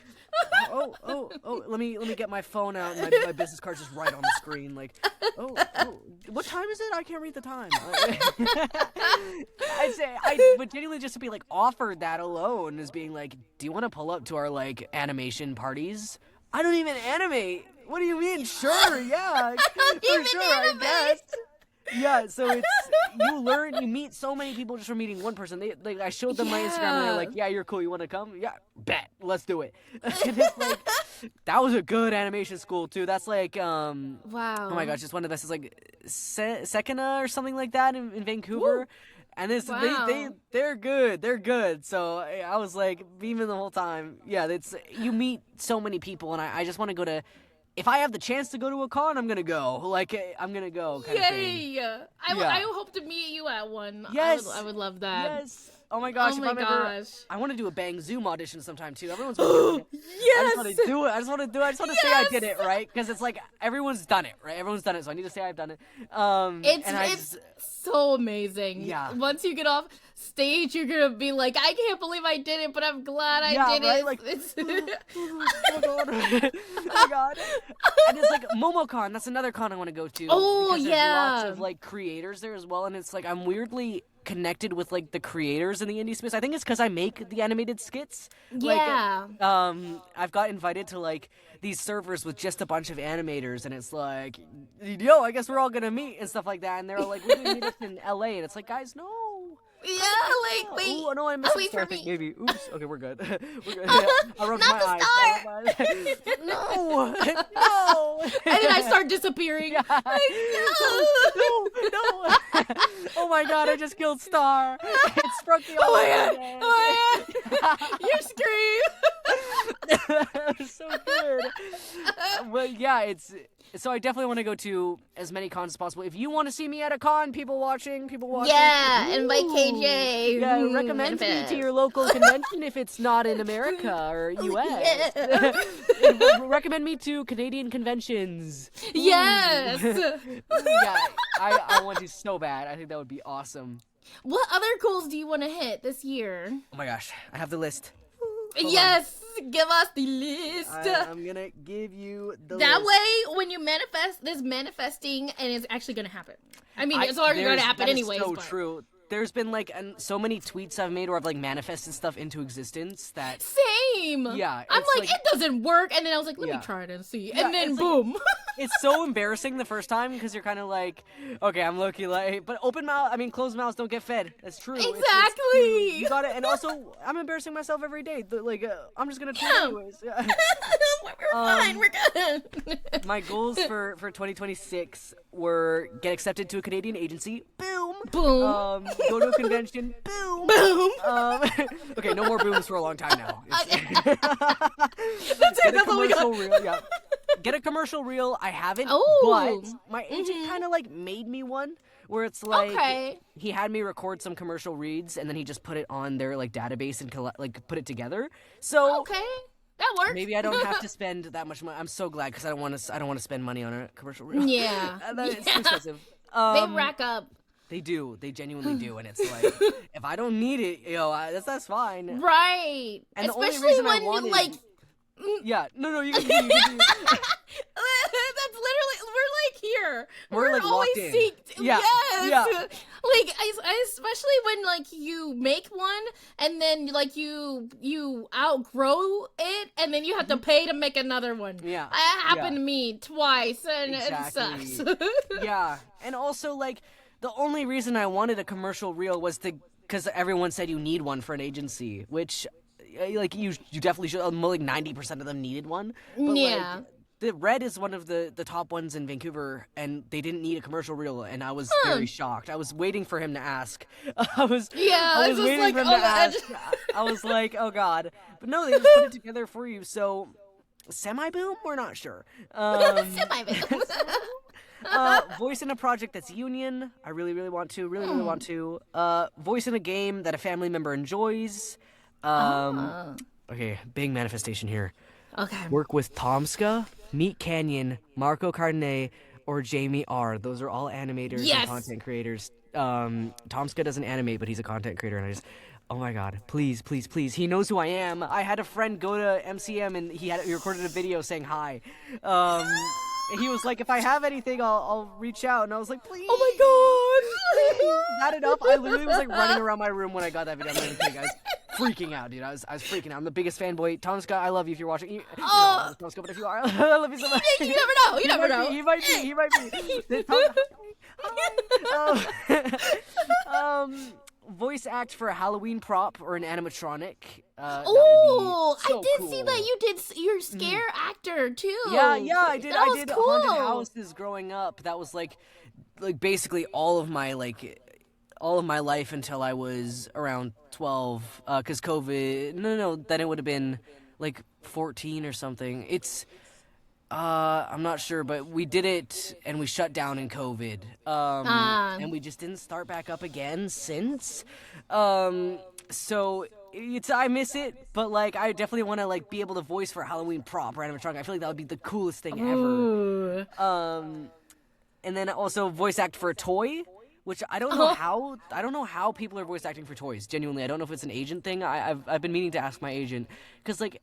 Where do you audition for toys? Honestly. Like my agent casts for like Hasbro and Mattel stuff, but only the like the animated stuff. Like it's like I haven't seen anyone voice for toys. For Bratz, they reached out to me, so I'm thinking that maybe they have so like cool. a casting. Oh, thank you. Yeah.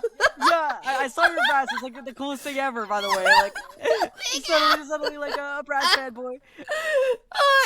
Insane. Yeah. But I think they pick a casting director and then they probably go and look and find someone, or they go through agencies too. Yeah. Maybe. I hope. Like I really want to voice for a toy. Is there a specific toy or just any toy? Any toy, like any toy would be awesome. Kids' toys would be funny, just because like I have a little nephew as well, and I'd like buy him a toy and stuff like that. Oh my gosh, that would be so cute. That's your uncle. Yeah, right. The closest I've got to that is like a Build-A-Bear, where you record your own message, but that don't count. But okay, if I had to pick like a dream toy company, oh my gosh, no, I can't. And there's so many too. I can't. There's so many. I can't. And your voice would go perfect with like Thank you. maybe like I'm picturing like a bear, like a little like oh my gosh. I don't know. There's so many that you can do. I would love to, guys. Hello, if you're a casting director, hello, I'd love to. Yes. But KJ, a bear would be so cool. Actually, I love that. Oh my gosh. Record in studio and let me just say some. Okay, let's see. Very, very soon. I'm allowed to say this too. Like very, very soon, I'm gonna be going to record in studio for the first time. I can't say what it's for, and I can't say like, but it's like, I'm allowed to mention that I'm going to travel to record in person. So I'm not breaking an NDA. Please do not hurt me. Like I know that people on Twitter are gonna be like, be careful with your NDAs, y'all. I was watching an interview today, and someone broke an NDA. I did not. I did not. Oh, congratulations! Yeah, thank you. I'm going in person, and you know what's really stressful because I don't know what to wear. Like a lot of my stuff is like. I've been buying outfits specifically for when I start going in person. Oh, now. you're like me. I do the same thing. Yeah. It helps the performance. I swear it does. It does, but also like I wear a lot of jeans and baggy clothes, and that's gonna pick up on the mic. So I had to buy like actual like professional clothes that isn't loud. So it was a challenge. And I also wanted to be like, how do I like show my personality? Like, but I don't want to go in looking like business. I want to like be like me, but like not too unprofessional. Right, as well, like a balance. Mm-hmm. So I've been like actually watching a really good advice I recommend for people if you're like going in studio, you just want to learn what it's like doing stuff in person. Watch YouTube videos of behind the scenes for recording for stuff. I love watching like My Little Pony was recorded with like my agency cast for that, and it was recorded in Vancouver. Oh, wow. So I go on YouTube and I'm watching like all of them record in a studio and they're like in the same room. Lego Ninjago's cast in like Vancouver as well. So it's like I watch the behind the scenes of that stuff and it's publicly available. Like you guys can do it too. And it's Oh, wow. watching what they wear, their distance from the mics typically, their like how they move their hands away from the mic without it picking up. Like it's a lot of little things you can pick up. Like it's a lot of little things. That is smart. Yeah, This is that's good, what like, I do, interviews. and it's also just exciting because it's like, oh my gosh, I hope I get to be like in one of those videos someday. Yes, yes. And I saw you did directing too, like a little bit of like casting. Yeah, I saw that too. Yes, I've done casting for. It's like I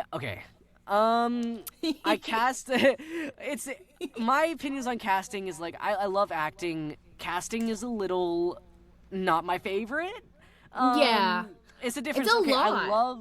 I love recommending people for roles. Like I absolutely Mm-hmm. love that. And you know, that's how I got a really great connection through that was being recommended, and that's fantastic. I love doing that. I do that a lot. Like you'd be surprised at like how often as voice actors we have to recommend people for stuff.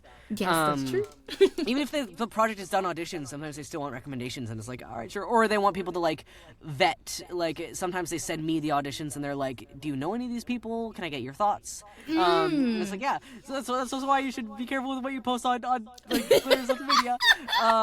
Because if I see your audition and I don't know who you are, I'm gonna find out, and I'm gonna go through your Yeah. Twitter, and if I'm seeing weird stuff. I saw people repost very proudly, not very Good safe for stuff. work stuff, and it's like, okay, y'all, like Yeah. you can man. be a free, like you can be freaky on like your private account, your personal Oh, account. yeah. The amount of artists and animators that I know that have alt accounts that are working on like professional stuff, but have like their own alt account for like, Right. you know, and as like I like it's like okay, you're like that's funny, but also like guys, we need to like not do this on like our voice acting Right. account, especially if it's like their voice like type is really good for like kids projects. That is like you need Oh, to be yeah. careful. You need to be very very careful. Yes. You will not get hired if you're like that's a thing too is like even now I've done like recently I did a role in a horror game and my lines were very like descriptive of like violence and stuff like that, and I chose not to post about it because if I have a kid like casting director for like a kid's show like going through my Yeah. stuff and it's like yeah you just talked about like murdering someone I don't want to do like Yeah, I don't it want makes the kid sense. to find that I don't want the news to find that Right, you know, it's like- exactly. yeah, so you gotta be careful with that kind of stuff. But casting, it's just really hard because it's like I'm busy, and it's like I'm going through, and it's like I have ADHD as well, so we already know. Me know. too. Yeah, I think everyone watching is like diagnosed me through the thing. They're like, me too. So when I'm like doing casting directing, it's like, okay, I'm listening.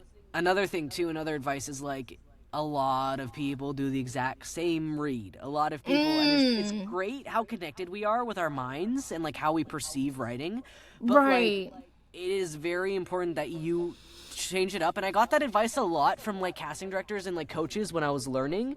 I didn't really like, I don't know, I didn't really listen to it that much because I'm like, well, my reads might be different. No, like, guys, it really is like, I was going through casting for an animated series, and I'm like listening through and it's like, okay, that's the same one as last one, so why would I cast either of you if someone else has the exact same voice but a funner like performance, right? Yeah. And it's like you can like it's really hard because it doesn't stand out, and you want to stand out because like your Yeah. voice could be perfect, your acting could be good, but you could have someone else with a perfect voice and perfect acting. You could have someone with who didn't have a perfect voice, but their acting was so good that it fit the character in a way that you could have never expected. That's what happened Yeah. for one of the characters, and it's so it's kind of exhausting to like listen through the same thing if you have like over 100 auditions for one role. It's like, okay, we're just doing that again. It's the same as this audition, and it's like you know, it's kind of forgettable, and it's also. But I also like when you hear those golden performances, you really like it's something. It sticks with incredible. you. Yeah. And if you're a voice actor and you get the opportunity to cast for something, I say do it just at least once. Yes. Because it helps with your acting. You get that outside perspective. Yeah, you see what it's like in their shoes. You see what your peers are doing. Like you're seeing like what are you typically competing against. And you'd be shocked. Like there's like big name voice actors that are like their auditions were just like the same kind of monotone, or just didn't read the character specs. Didn't read the scene. That is very important too. That I noticed. Yeah. Like, read everything and like. Scene, guys, please. I know it's like I know we're all bored and impatient, and I know that we have ADHD. I've been guilty of it. So it's like back to back, but like sometimes like. It's like a tiny thing. It's a tiny misdirection, and it changes the entire scene. Knowing the story is so important, and there's so many reasons why it's so important to know what you're auditioning for. But like with the indie scene, and since a lot of us record not in a live session. When you're in a live session, it's explained to you because we're all trying to save time. We're trying to cut costs, but like. When you're doing it remote on your own time, and sometimes indie directors, because none of us really know what we're doing, right? Like we're just basing off like, with industry they have writers, they have people who know who to do this stuff. When it's indie, it's like you could have like some guy, it's his first project ever, and they're gonna write a lot of stuff, and like albeit a lot of it's unnecessary information for us at least, so it can feel overwhelming to read. So I understand why some people skip through, but like you really shouldn't. You really like do not do that. It shows that you don't know what's happening. So casting directing is really I enjoy doing it. It's just like I don't do it as often as I could, just because it's difficult. It's really difficult. And it takes a lot of time. Like you're like a minute per audition, and it's like if you're getting 100, that's like an hour of just one character, and then there's like 12 characters, so it's like wow, guys, I have my own job to do. Like, and then you have to shortlist, and then you have to do like callbacks sometimes, and it's like you have to write the docs out. They expect the casting director to write the docs lots of the time, so there's a reason casting directors is its own job. Like in like industry stuff. For indie stuff, we kind of just do everything. Yeah. Wow, thank you for that insight. I'm rambling. I remember when I did the mic giveaway, like I think it was last year, and I was experiencing the same thing too. It's crazy how like our minds are synced like that. We think the same thing for every like the specs that we're reading. It's really interesting. And then you get that one where it's just like pops out, and I feel like because like they put their self into it and their experience and their own spin to it, whether it be like pre-life or anything like that. That I feel like a good way to help with that is like think about the first thing you would do if you read it, and then see what you can do to not like make it different and make it your own. I usually do that when I read specs. That's an amazing thing to do. It's like one of the best things to do, and it's because it's almost like most actors are playing just a human. Like they're playing like a human for the first read, where it's like you're just playing like the average Joe. Like what would the average person do? It's your first read. It's like you haven't absorbed the text, and a lot of the time when you're cold reading your first read, you have to use that for like, especially for like in-person sessions and like on calls and stuff. You have to like cold read back to back to back to back, so it's gonna be your first read most of the time. But you gotta learn how to like change it up, like get like that energy in there, and then you realize how fun it actually is to just be over the top and weird, because they can always dial you back, right? Like they can never exactly. So it's like if I'm doing something crazy, I'm doing just like it doesn't even match at all, they're like, okay, relax, but like you're in the same zone, and it's like, okay, so now I got an idea. It's so much fun. So casting is its thing. I just don't want to take away jobs from casting directors who would enjoy it more. So I stick to like recommendations if I have the chance to recommend people. Yes. And I'm too scared to open a roster because I know there's also, I've seen Twitter discourse where it's like Hey, voice actors. Hey, guys. Be careful who you submit your stuff to. What have you cast? What have you cast for? Guys, I can't even say. I can't even say what I've cast for. It's not out yet. Right. You just have to. You don't have to apply to my roster. Just believe me. Either do it or don't. Like, do it or don't. But I also don't think I'd open a roster because I want to know, like, personally, each person I recommend. I want to know, like, how you Right. project. Yeah, I like to personally recommend people, so that's that. More then- goals is okay. There's a few more. I'll quickly read out. Yeah. Voice in a VR game. I want to voice in a VR game. I think it'll be so fun. Ooh. Yeah, like that would be such a blast. And it's like, I have a VR headset, so I just be like up to myself and be like, hey, whoa, That would be trippy. Oh my would be. gosh. Yeah, I'd be like, Be oh my like- gosh. Yeah, right? And I think that's like so cool. You don't really get like, I don't think I've ever gotten an audition for a VR game ever. Like in like the 2-3 years I've been doing this, I've never even seen one. I've really never even seen one. So I think Yeah, that'd be really same fun. here. Yeah, right? I wonder, maybe because they go through something else. They probably go through agencies because they're like, that's a lot more production to make a VR game. Yeah. Like, you gotta have a team, so I'm assuming it's probably an agency thing. But, like, I don't know. If anyone sees one, send it to me. That'd be fun. Yes. Get a live action ADR credit. Kaboom. Ooh. Kaboom. Boom. Um, Boom. It's for, I'm allowed to say it. There's no contract or anything like this. For this one, I got Yay. to record for a live action ADR thing, which is so much fun. Oh my gosh. Yeah, I'm allowed to talk about it, y'all. I'm allowed to talk about it. But yeah, it's just not fully out yet, so I'm not gonna say the name yet. But when it is, Okay. I'll let you know. It was very hard.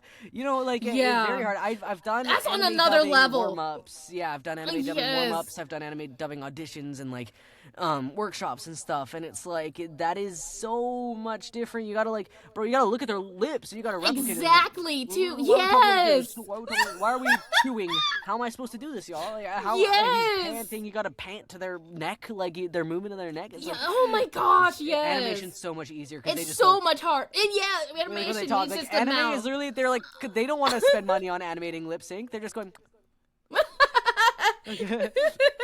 Well, you're like, so it's so easy. It's so easy. It's not easy for live action, and especially since like, when you have to speak faster to get the full line out, right? Which happens a lot for people who don't do dubbing. Our lines are typically Yes. longer than what the other person's saying, because when you translate it, there's more words that get added in context.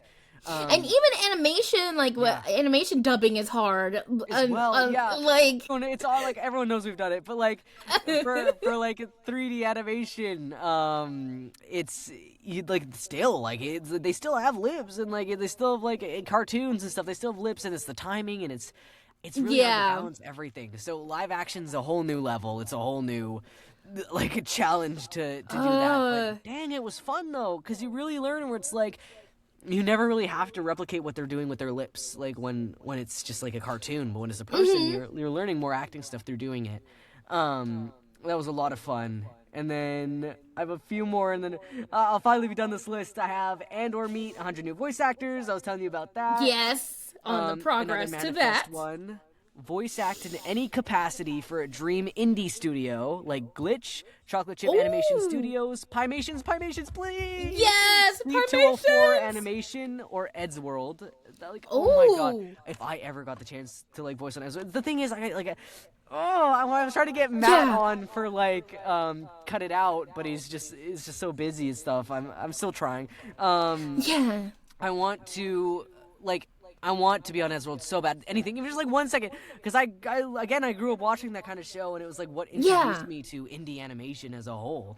Paul Trevord, I love him so much. He's one of the best animators like I know. Like I don't know him personally, but my favorite animator ever, like my favorite animator is Paul Trevord. He's genuinely incredible. If you don't know him, you gotta check out his stuff. He's amazing. Yeah. And then the last one is just like avoiding overworking myself and taking on too many projects. Because last year, and like I'm still so new to this, right? Where it's like credit matters, but I've got to the point in my career where it's like, okay, now I can actually be selective with what I want to do, and like you can always be selective if you're a new voice actor. By the way, like please be selective. Don't be like me. Don't be like me. It's always good to know what you're getting yourself into, and you can decide if you want to do it or not. Like, you don't have to accept every single thing that comes your way. Please don't be like me. Like I had this kind of mentality where it's like, if I'm consistently booking, consistently working, then I'm getting better, and then I'm posting all the time. But it's like, no, you drop in quality like with your own performance because you're just so overworked or tired. You're tired. You're taking on things that necessarily you don't really feel passion towards. And it's like if an indie director is like, here's the thing. Here's my kind of like mindset. There are thousands upon thousands, like millions of voice actors, right?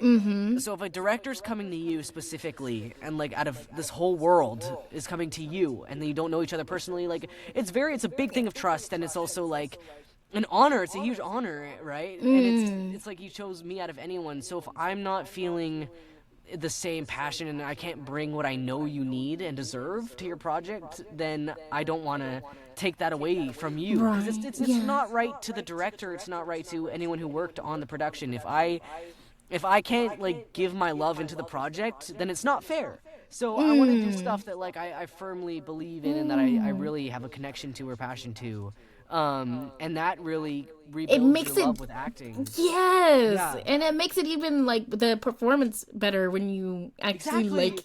I'm trying to give my best to everything, right? So if it's like, it's something like that. Yes, and you're almost done with the list, and we're like, what, four months in of almost 5? Yeah. Oh my gosh, yeah, and it's wow. It's really surreal, and I knew to be a little less hard on myself, because last year, like my 2025 give goals, yourself grace. it was like it was like my first year as a voice actor, so I made my goal list, and I had too much expectations for where I'd be at the time, which is great to have like a shooting for the stars kind of like mindset where it's like but it's like to be ambitious is what we all need to be in this space, but it's like I was a little too hard on myself for not being there when it just wasn't actually like humanly possible to be in that spot yet. Like I was like, I want to have my reels, I want to be with an agent, I want to be traveling, I want to be like all this stuff, but it's like it was not possible at the time. Like I tried, it wasn't possible, and it's like no one, like I don't know anyone who's really got an agent in their first year. Like it's like a lot of work, and it's a lot of trust and stuff, and it's I struggled, and I have like these credits and different stuff. Like I struggled to like get a response, and like I had to still work for it, and it's it's like it's a lot of pressure still, and I know back then if I was getting these opportunities I would not be ready. I was like, so it's take it at your own pace, and don't be hard on yourself if you can't get these like crazy goals that you want to do. And it's so rewarding when you actually get it from doing all that hard work. So it's like just take your time. I know we all have this like mentality of like, I need to get this done immediately, and then I'll be famous, and then I'll be all this stuff. It's like, just even you could voice in a project, and like 2 years later it'll go viral from like a random. You never know. Like the Genshin cast didn't even know that the game was going to be popular. They thought it wasn't going to be popular. Like I've heard interviews of like actors on Genshin saying that like when they recorded it, they didn't think it was going to be popular at all, and now it's like the biggest game that everyone wants to be in. That's crazy. So it's like when you just go at your own pace, do what you want to do, and don't be hard on yourself at all. Have fun, because if you're being hard on yourself and not having fun, why are you doing it? Like we don't have to do this. This job is it's more work to work in this industry than to do anything else. Like, that is so true. A 5-hour marathon and have more things done than I would have in voice acting 5 hours for voice acting 5 hours straight. That's so funny that you say that, because I recently did my taxes, and then they was like, well, you spent more money than you did when you got profit from it, and they was like, oof. And I was like, but I love it. but I needed to make a skit though. Because for the love of it. Yeah. Right. Guys, please, I got like 5,000 likes. It's like, forgive me.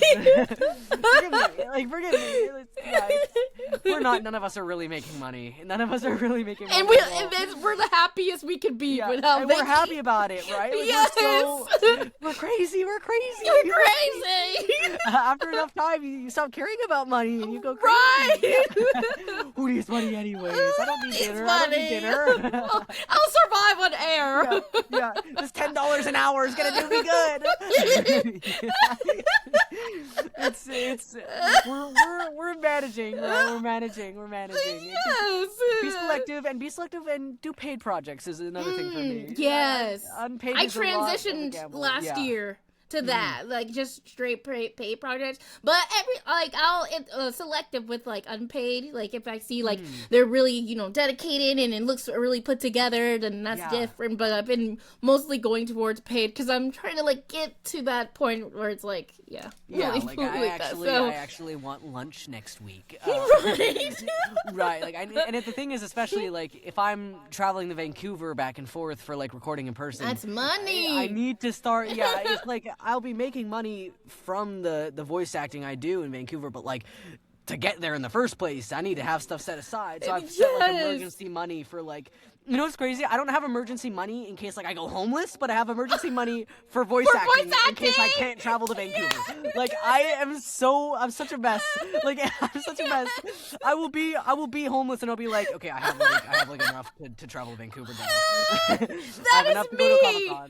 Yeah, like I that really just clicked in my head when I said that. Like I do not have a true voice actor. I don't have savings put together for that. I have savings for voice acting. But guys, it'll pay off in the long run. I'll make like $1 profit next year. Trust me. And before we get out of here, I wanted to see what hobbies you like to do besides everything else that you do. Or something that you do that some may not think that you would do that you don't really talk about or anything at all. And I noticed like you're tatted. Thank you. Yeah, and I like your piercing here. Thank you. Oh my gosh, I have like industrial here. Yes. I love piercings. I love tattoos. I'm very like alternative, which is why I was like buying clothes to look more professional, but not me. But okay. I love clay. I love working with clay. I make like little creations. I'm meeting someone and I made a clay Hamtaro sculpture. I'm trying to find it, which is like pottery.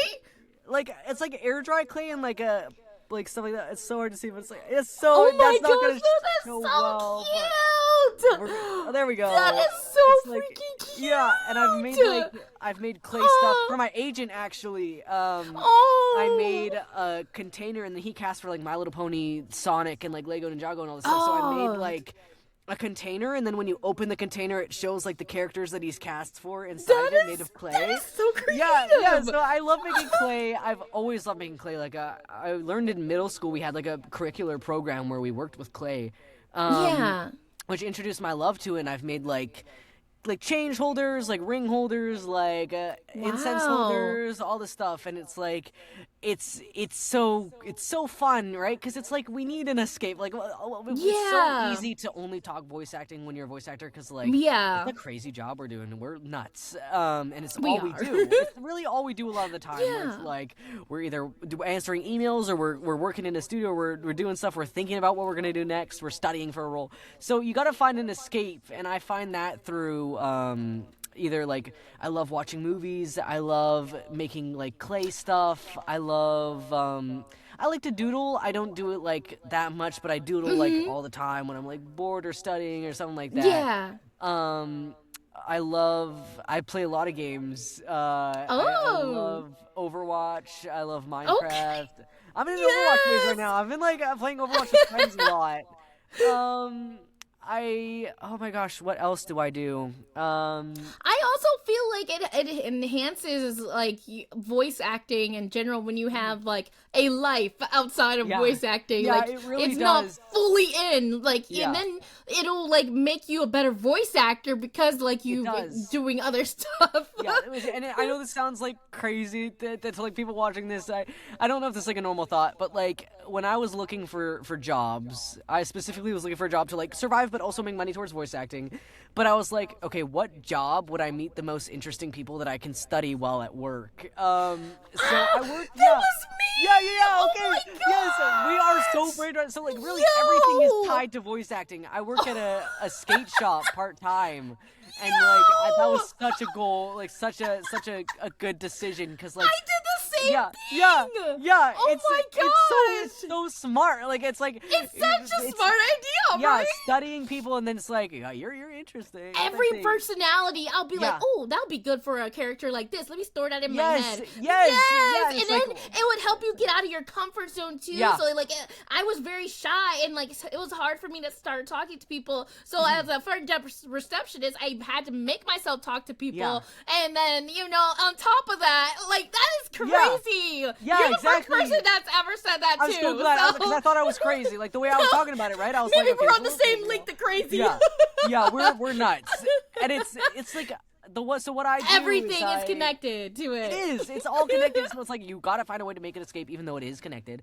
Right. But I work like sales, and then I work at a skate shop doing sales. So I'm meeting like the craziest people you'd think, right? Where it's like skaters and like. It's like I'm doing sales, so I'm talking to everyone constantly, and a part of my job, they literally tell us have conversations with people, learn about who they are, so you can sell more. We're kind of it's evil industry. Sorry, the sales industry is evil, but like the commission is it commission or just commission. So I used to do something like that. It was terrible. It was so bad. It is awful. Yeah, it's awful, but it's like it's really great for studying, and also you need to talk to people that aren't okay. It's like this sounds kind of weird, but like you need to talk to people who aren't in the creative industry at all. Yes. Because like yes, you can talk to animators and like artists, and all my friend group is in the industry some way, whether it's like voice acting, game dev, animators, storytime things, YouTuber content creators. But it's like you need to talk to people who aren't as well, because it's like you will kind of brain rot yourself into thinking that everyone is the same. Like we're all very energetic people. We all do this, but it's like when you meet like construction workers, it's like you want to be able to uphold a conversation with them, right? And you want to like learn who they are, and it's like it's easy to get lost in this kind of like fake reality when you're so online in a way where it's like, oh, we're all kind of like known by people, we're all like influencers kind of thing, where it's like it's so different than like having a genuine like conversation with some people, you know what I mean? So I really recommend like if you're not working another job, like, and you're just doing voice acting, which, like, congratulations if you are, because you're making it big. Yes. Then if you're doing voice acting full time, you gotta find like something to get out there. Whether it's like maybe join a local theater thing, maybe like do classes, just do something not related to acting and meet like normal people, because we're not normal. Get out there. We're not normal. Yeah. Right.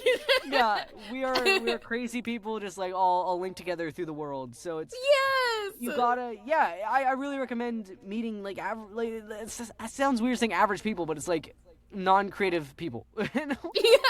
non like art obsessed people. There we go. Yeah. It's like your day-to-day people. Exactly, because it's really hard to not talk about, like, I challenge people like in the space to not talk about art for like a day, and you literally have to physically hold yourself back for, like, a lot of time, because you realize how often you bring it up, or like how often it's connected to other stuff, where it's like and you don't want it to control your whole entire being in existence. Exactly. You're more than that. We're so obsessed with what we're genuinely we're all obsessed with what we do. Even if you don't think you are. Auditioning every day and getting rejected every day is not normal. Like we're obsessed not with what normal. we do. We're obsessed, and it's like when you're obsessed, you want to have a personality. You don't want to be like Just acting, because like you don't want to talk only acting, because people around you are gonna be like, I don't care, kill me. I've literally been through that. Where so it's like I'm talking to people, it's like, oh, I'm talking about like again. niche internet micro celebrities, and they're like, oh my god, shut up, I don't care. Like it's like I'm Talk sorry. about something else. Talk about like political economics. Like that's so you gotta find yourself. You gotta find yourself, because if you only know acting, then your characters you play only know acting, and it's like, you know what I mean? So it's, get outside, guys. I know it's really hard to do. I don't do it often. Go outside, touch the grass. Yes, at least try something. Try. It's too hard sometimes. Sleeping in bed is so nice. I know your bed is so comfortable. I know you're watching this. Either you're watching this in the corner of your screen, you're playing a game on the other monitor. You're watching YouTube. You're drawing. Yeah, you're watching YouTube. You're doing something. But I know you're not outside. I know you're sleeping in your bed. You're sitting with your phone like this, and you're watching with your head on the pillow. I know what you're doing. Get outside right now. Immediately. Go outside. Go outside. Pause the video. Go outside. Or take us outside with you. Wow, it's gorgeous outside. This was a good decision. Take us outside with you. Bring your phone. Sit down in the grass. Wow. Hold on. It's so gorgeous out here. It's so my gosh! It's so gorgeous out here. The sunshine on my skin. The sunshine on my skin. The color change! I love it! Go outside. Go outside now. The presentation was everything! Yeah. Thank you. It's immersive, right? It's like, it's so immersive! Yeah. Oh, the sunshine on my skin. It's so beautiful. This is my outside, guys. To be who I can't. Like, right after this, I'm going to bed. I'm such a hypocrite. I'm not going outside after this. Hell no. I'm going to watch it when this interview comes out. I'm going to watch it on my screen, and I'm going to be playing video games, and I'm going to be talking to my friends about acting. I'm not going to listen to any of my advice. Don't listen to, heed my warning, but I'm not doing it. Heed my warning. Don't be like me. Yeah. And that will make them want to be like you even more. When you say that. Oh, no. We're gonna get so much KJ clones. It's no. One is enough. Oh, my army. Yeah. My army. You start floating in the air, and then you just start. The scariest moment ever. Yeah. Oh my gosh! And before we head out, is there anything that you would like to say to any aspiring voice actors, podcaster, director, content creator out there that really helped you along your journey, or something you wish you would have known while you were doing your journey, or anything like that?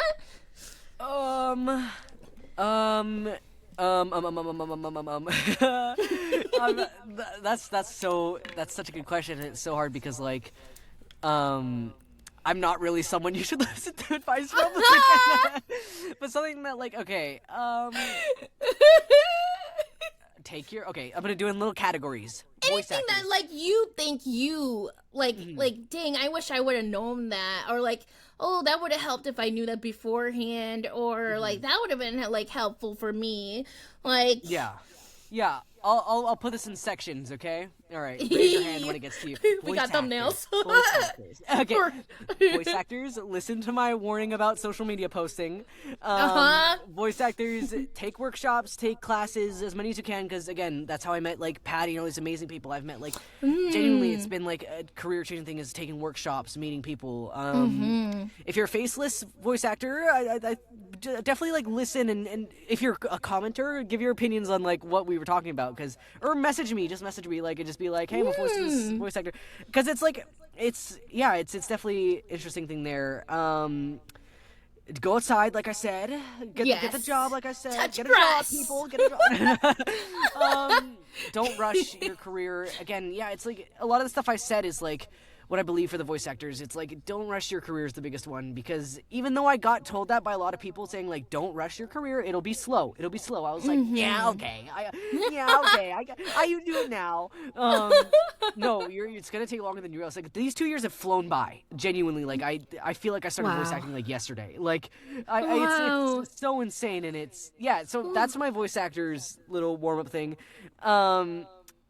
casting directors, I appreciate you. I don't know how you do it. I don't know Yes. keep doing you. Yo, just keep doing you. And my advice for casting directors is to cast me. Absolutely. Biggest advice I That's can good advice. And same for directors. For content creators, I can definitely give a little more input on that too, because I guess I am too. Right? It's like, oh yeah, I am one. Okay, it's really easy to say that you're gonna like post consistently and like do everything like back to back to back and to like have all these ideas, but like careful with burnout, guys, careful. Like cut it out. Like it was like definitely tricky to like edit all the interviews and then like go back and all that stuff. Like be careful, don't burn yourself out. If you don't want to do it like this, you're only really what we're doing is just for ourselves as content creators. Like I'm posting this for myself and it's like it's fun. We're not making money. We're doing it for ourselves. So if you're not going to post and you need a break, no one's going to blame you. They're just going to hope you're okay. Yeah. Yes. And it's like, as a voice actor, again, this ties into voice acting too. I took like 2 years to take my first little hiatus from voice acting. And that was when I was at like the low point where I genuinely like needed to do it. Like I had to. And it's like, I wish I wasn't so strict on myself because I was really worried. Like if I go on hiatus, I'm not going to book jobs. Maybe people are going to think that like, you know, it's unprofessional, or maybe people are like, I could get like an opportunity from like a dream job in that time when I'm away. And it's like, guys, it's all in the head. It's like, it's like you think everybody's watching you and like they're like trying to keep up with you. They're like, oh, they haven't posted any role announcements while they're probably done. And like, they're probably it's not like, working. no, It's like nobody's like, it's hooky. Take a break. Like, if someone is watching your socials to that extent, then that means they're a fan of you. So like, the only thing, they're not thinking in a judgmental way. They're like, oh my gosh, I wish there was more. This is so fun. Right. Or like, how are they doing? I wonder how they're doing. Yeah. If someone hates you, they're blocking you. Like straight up. I'm gonna be honest. You're getting blocked. Like they're not caring if you're not posting role announcements. Right. It's the only people really keeping up with your stuff are fans of you, because social media is massive. You don't have to. No one follows someone they don't like and they don't want to follow. It's like it's just a click of a button, right? Like it's, So people watching you genuinely care about you. Take breaks if you need it. They will understand. They will be a little sad. They'll miss you. But yeah, just and with content, it's easy to get burnout as well. So if you're not feeling the creative juices, then don't force it. You can like, again, it's part of the going out and experiencing things, because ideas will hit from random things. Like I cracked my ankle when I was walking down the stairs once, and I was like, what if I did a thing where a guy like got his leg bit off by a shark? And I was like you just get weird ideas from like nothing, bro. Like you just get from like dumb stuff. So just live life. It'll come to you, and like honest content is the best kind of content.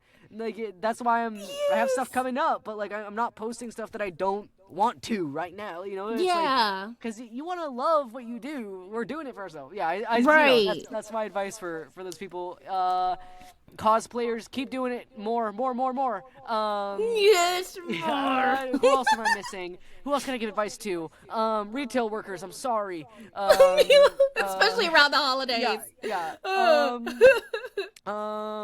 If you're a chef, keep cooking because it's really good. So send me good. samples. That's my advice. I'll review it for my social media, I swear. Yes, give me all the samples. Free samples. Oh, podcasters, that's what I'm forgetting. Yes. And I guess I can give this like direct advice to you as well, Star, because like you're starting up the podcast. So I'm a little veteran here with like interviews and stuff. Yeah, it's like, I know it's like it's gonna be hard to like edit going back and stuff like that, and it's like when I first started, I was nitpicking everything. Like if there was open gaps of like too much space between combos, I would trim it, because I was like, oh, I don't want awkward pauses in my interview. I don't want like people to get bored midway through, so I kind of like slimmed it down as much as I could. I just let it play out. Like it's like let it be an honest conversation, because people are watching interviews and it's like those cuts are kind of jarring going back, like you know, stuff like that. I I prepared scripts when I was doing Cut It Out for like questions I definitely wanted to ask. And it's like, I recommend doing that, but don't overdo it because that makes the conversation robotic. And it's like, that was definitely for me. So if you're a podcaster as well, like Star, you didn't do that at all. Like you were like, it's fucking amazing. You're a great podcaster, by the way. Yeah, amazing podcaster. But it's like at the point where it's like, you'd see me, I'd be like reading here while they're like answering a question. I'd be reading a way to like tie a question into a thing. So it's like, it's just be in the conversation, be in it, because we're having a conversation. We're not like, this isn't a business transaction. You're right. Yeah, this isn't like an interview to like get something. It's like we're genuinely just talking and being like, we're just having fun. Us. Yeah, and I took it too corporate at the start. That's what I admit. I was like, I definitely like, it was like, okay, I need the viewer retention to be good. I need to like cut it down so people watch it fully. I need to cut the awkward pauses because I don't want people to think I'm awkward.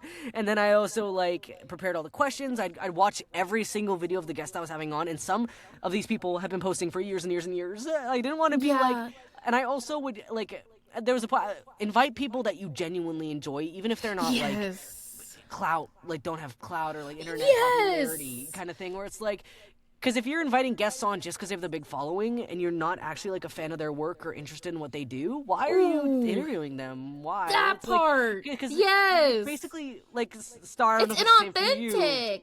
Yeah, it's like, I don't know if it's the same for you, but when I was interviewing, it's like, I just wanted to talk to the person. Like, so it's like, if I like what you do, I want to talk to you. And it's like, I didn't care if anyone watched or not, because like, I wanted to have a conversation anyways. Right? I just wanted to talk to you, and I wanted you to feel like you could speak to me about your stuff. So it's like, if you're bringing on people just because they have a big following, it's not really fun for either of you. It's not fair to the guest as well, because it's like, you want to know what they do, you want to know who they are.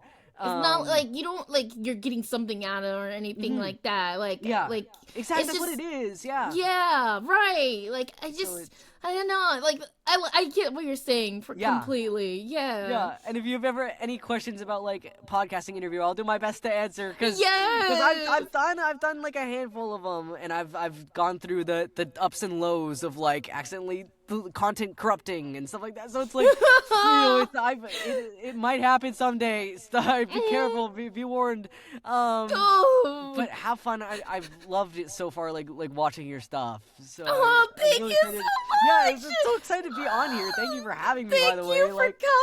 Yeah, oh my gosh, I love talking about like just the world and my perspective on it and stuff like that, because it's like, you know, I like talking. I'm a talker. Me too. I'm so excited. You're so much to fun. have you Like, this was on. long overdue. Like, for you to start a podcast, like your personality, that's like, it's so perfect. We bounce off each other so well. Like, this was perfect match. Yes, we need to come up with something again, some more projects together. Yeah, I don't know what, but I like our dynamic. Yeah, we got it down. Yes, like, I can't wait for the day that we get to like meet in person and then also like record in person. It'll happen someday. We're manifesting that too. We're gonna record in person together someday in a studio. Manifest. That would be so awesome. Yeah, Oh thank you for having me. Like this flew by. Is this the longest interview yet? Oh my gosh. I think so. Yeah, for me. Hey, yeah, let's go. Easy. Star for the win. Let's go. Thank you for having me. Like, this is awesome. I love the hoodie. Thank you. Yeah, it's my Star hoodie. There we go. Oh, we got it down. I love the face on it. Yeah, I know. It's so cute. It's so cute. I don't know what it says, but it's so cute. So cute. Let's pray that it says something like cute. Yeah. It says something cute. If it says something bad, let me know. I'll light it on fire. I don't know. Bird. No. Yeah.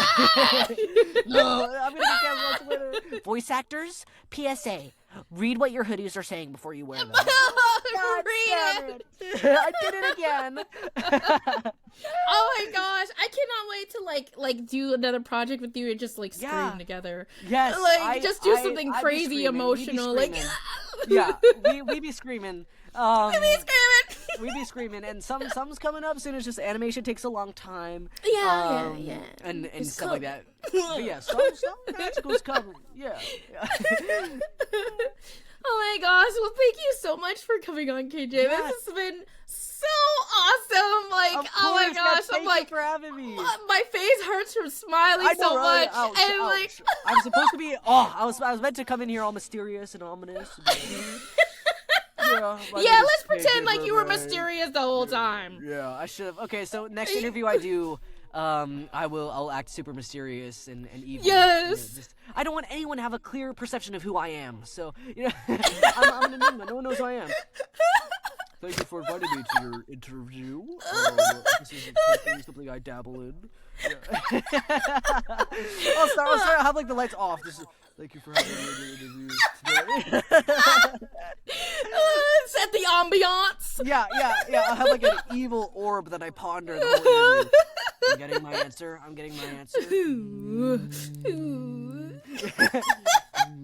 I start floating. Yeah. My cheeks. Right. Okay. I'm sorry for holding all of you guys hostage. Like, thank you for I watching. love this. We definitely have to have you back on, and Yes, I can't wait to do like a where are they now and see what you totally see all the do goals that. that you hit Yeah. and even future goals and stuff. It's gonna be amazing. That is a really good idea. Definitely bring me back whenever that is. And heck yeah. yeah. Also, thank you. Oh Star. yeah, and then for anyone who wants to follow you on your journey and hit you up for projects and stuff like that, where can they find you at? Okay. All right, so go into your browser. Everyone watching right now, go to your browser. Yeah, Go to your browser. right now. Go now. KJ BURBANK.com. Boom, boom, boom. Now search. Go to contact. And contact me. And then go to my social media that's linked on my site at kjburbank.com. There's KJ on all socials. On all socials. It's KJ Burbank VA. It's like that on YouTube, Instagram, Twitter. That's all I use at the moment. I don't have TikTok. If you see me on TikTok, that's not me. Please report it to me. I used to have it, but I don't anymore. My account's deleted. So if you see me on there, you see my content on there, It's please not let you. me know. Yeah, let me know. That's not me. I have Twitter. I have only 2 accounts, which is the Cut It Out account and the KJ Burbank VA account. That's it. Okay. Instagram's one account only. If you One find account? anything else, that's not me. For Instagram, I have to clarify that because that's my biggest platform, and a lot of my friends have like fake accounts made. KJ Burbank VA. Only that's all it is. There's You? nothing else is me on Instagram. Do not get your account robbed by me. If you are willing to sacrifice your credit card information, do it to KJ Burbank VA. That's my real account. I would love it. Otherwise, do not give it to anyone. Do not give it to a scammer. Give it to me. Okay? Do not get scammed. Let me scam you. You'll Okay? be donating I'm the to real a good cause. Yeah. So when you get a scam message on Instagram, that's really me. Just make sure it's the right account. Okay, there we go.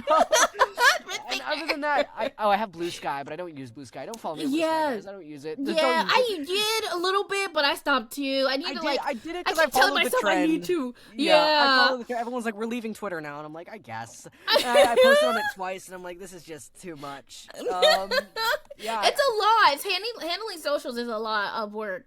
it is. But it's yeah. fun. It's fun. It's It fun. is. It's fun work. Having content creating in general is fun work. And there's a lot that goes into it. Like, it looks fun and it is fun. Yeah, make but it it's fun a work. lot of work. Make it fun work. Yes. And then what? I'm just double checking if any other socials that I'm forgetting about. Yeah, you can follow me on Tinder. YouTube. YouTube. I have. Okay, yeah. So I have YouTube, Instagram, Twitter. That's it. I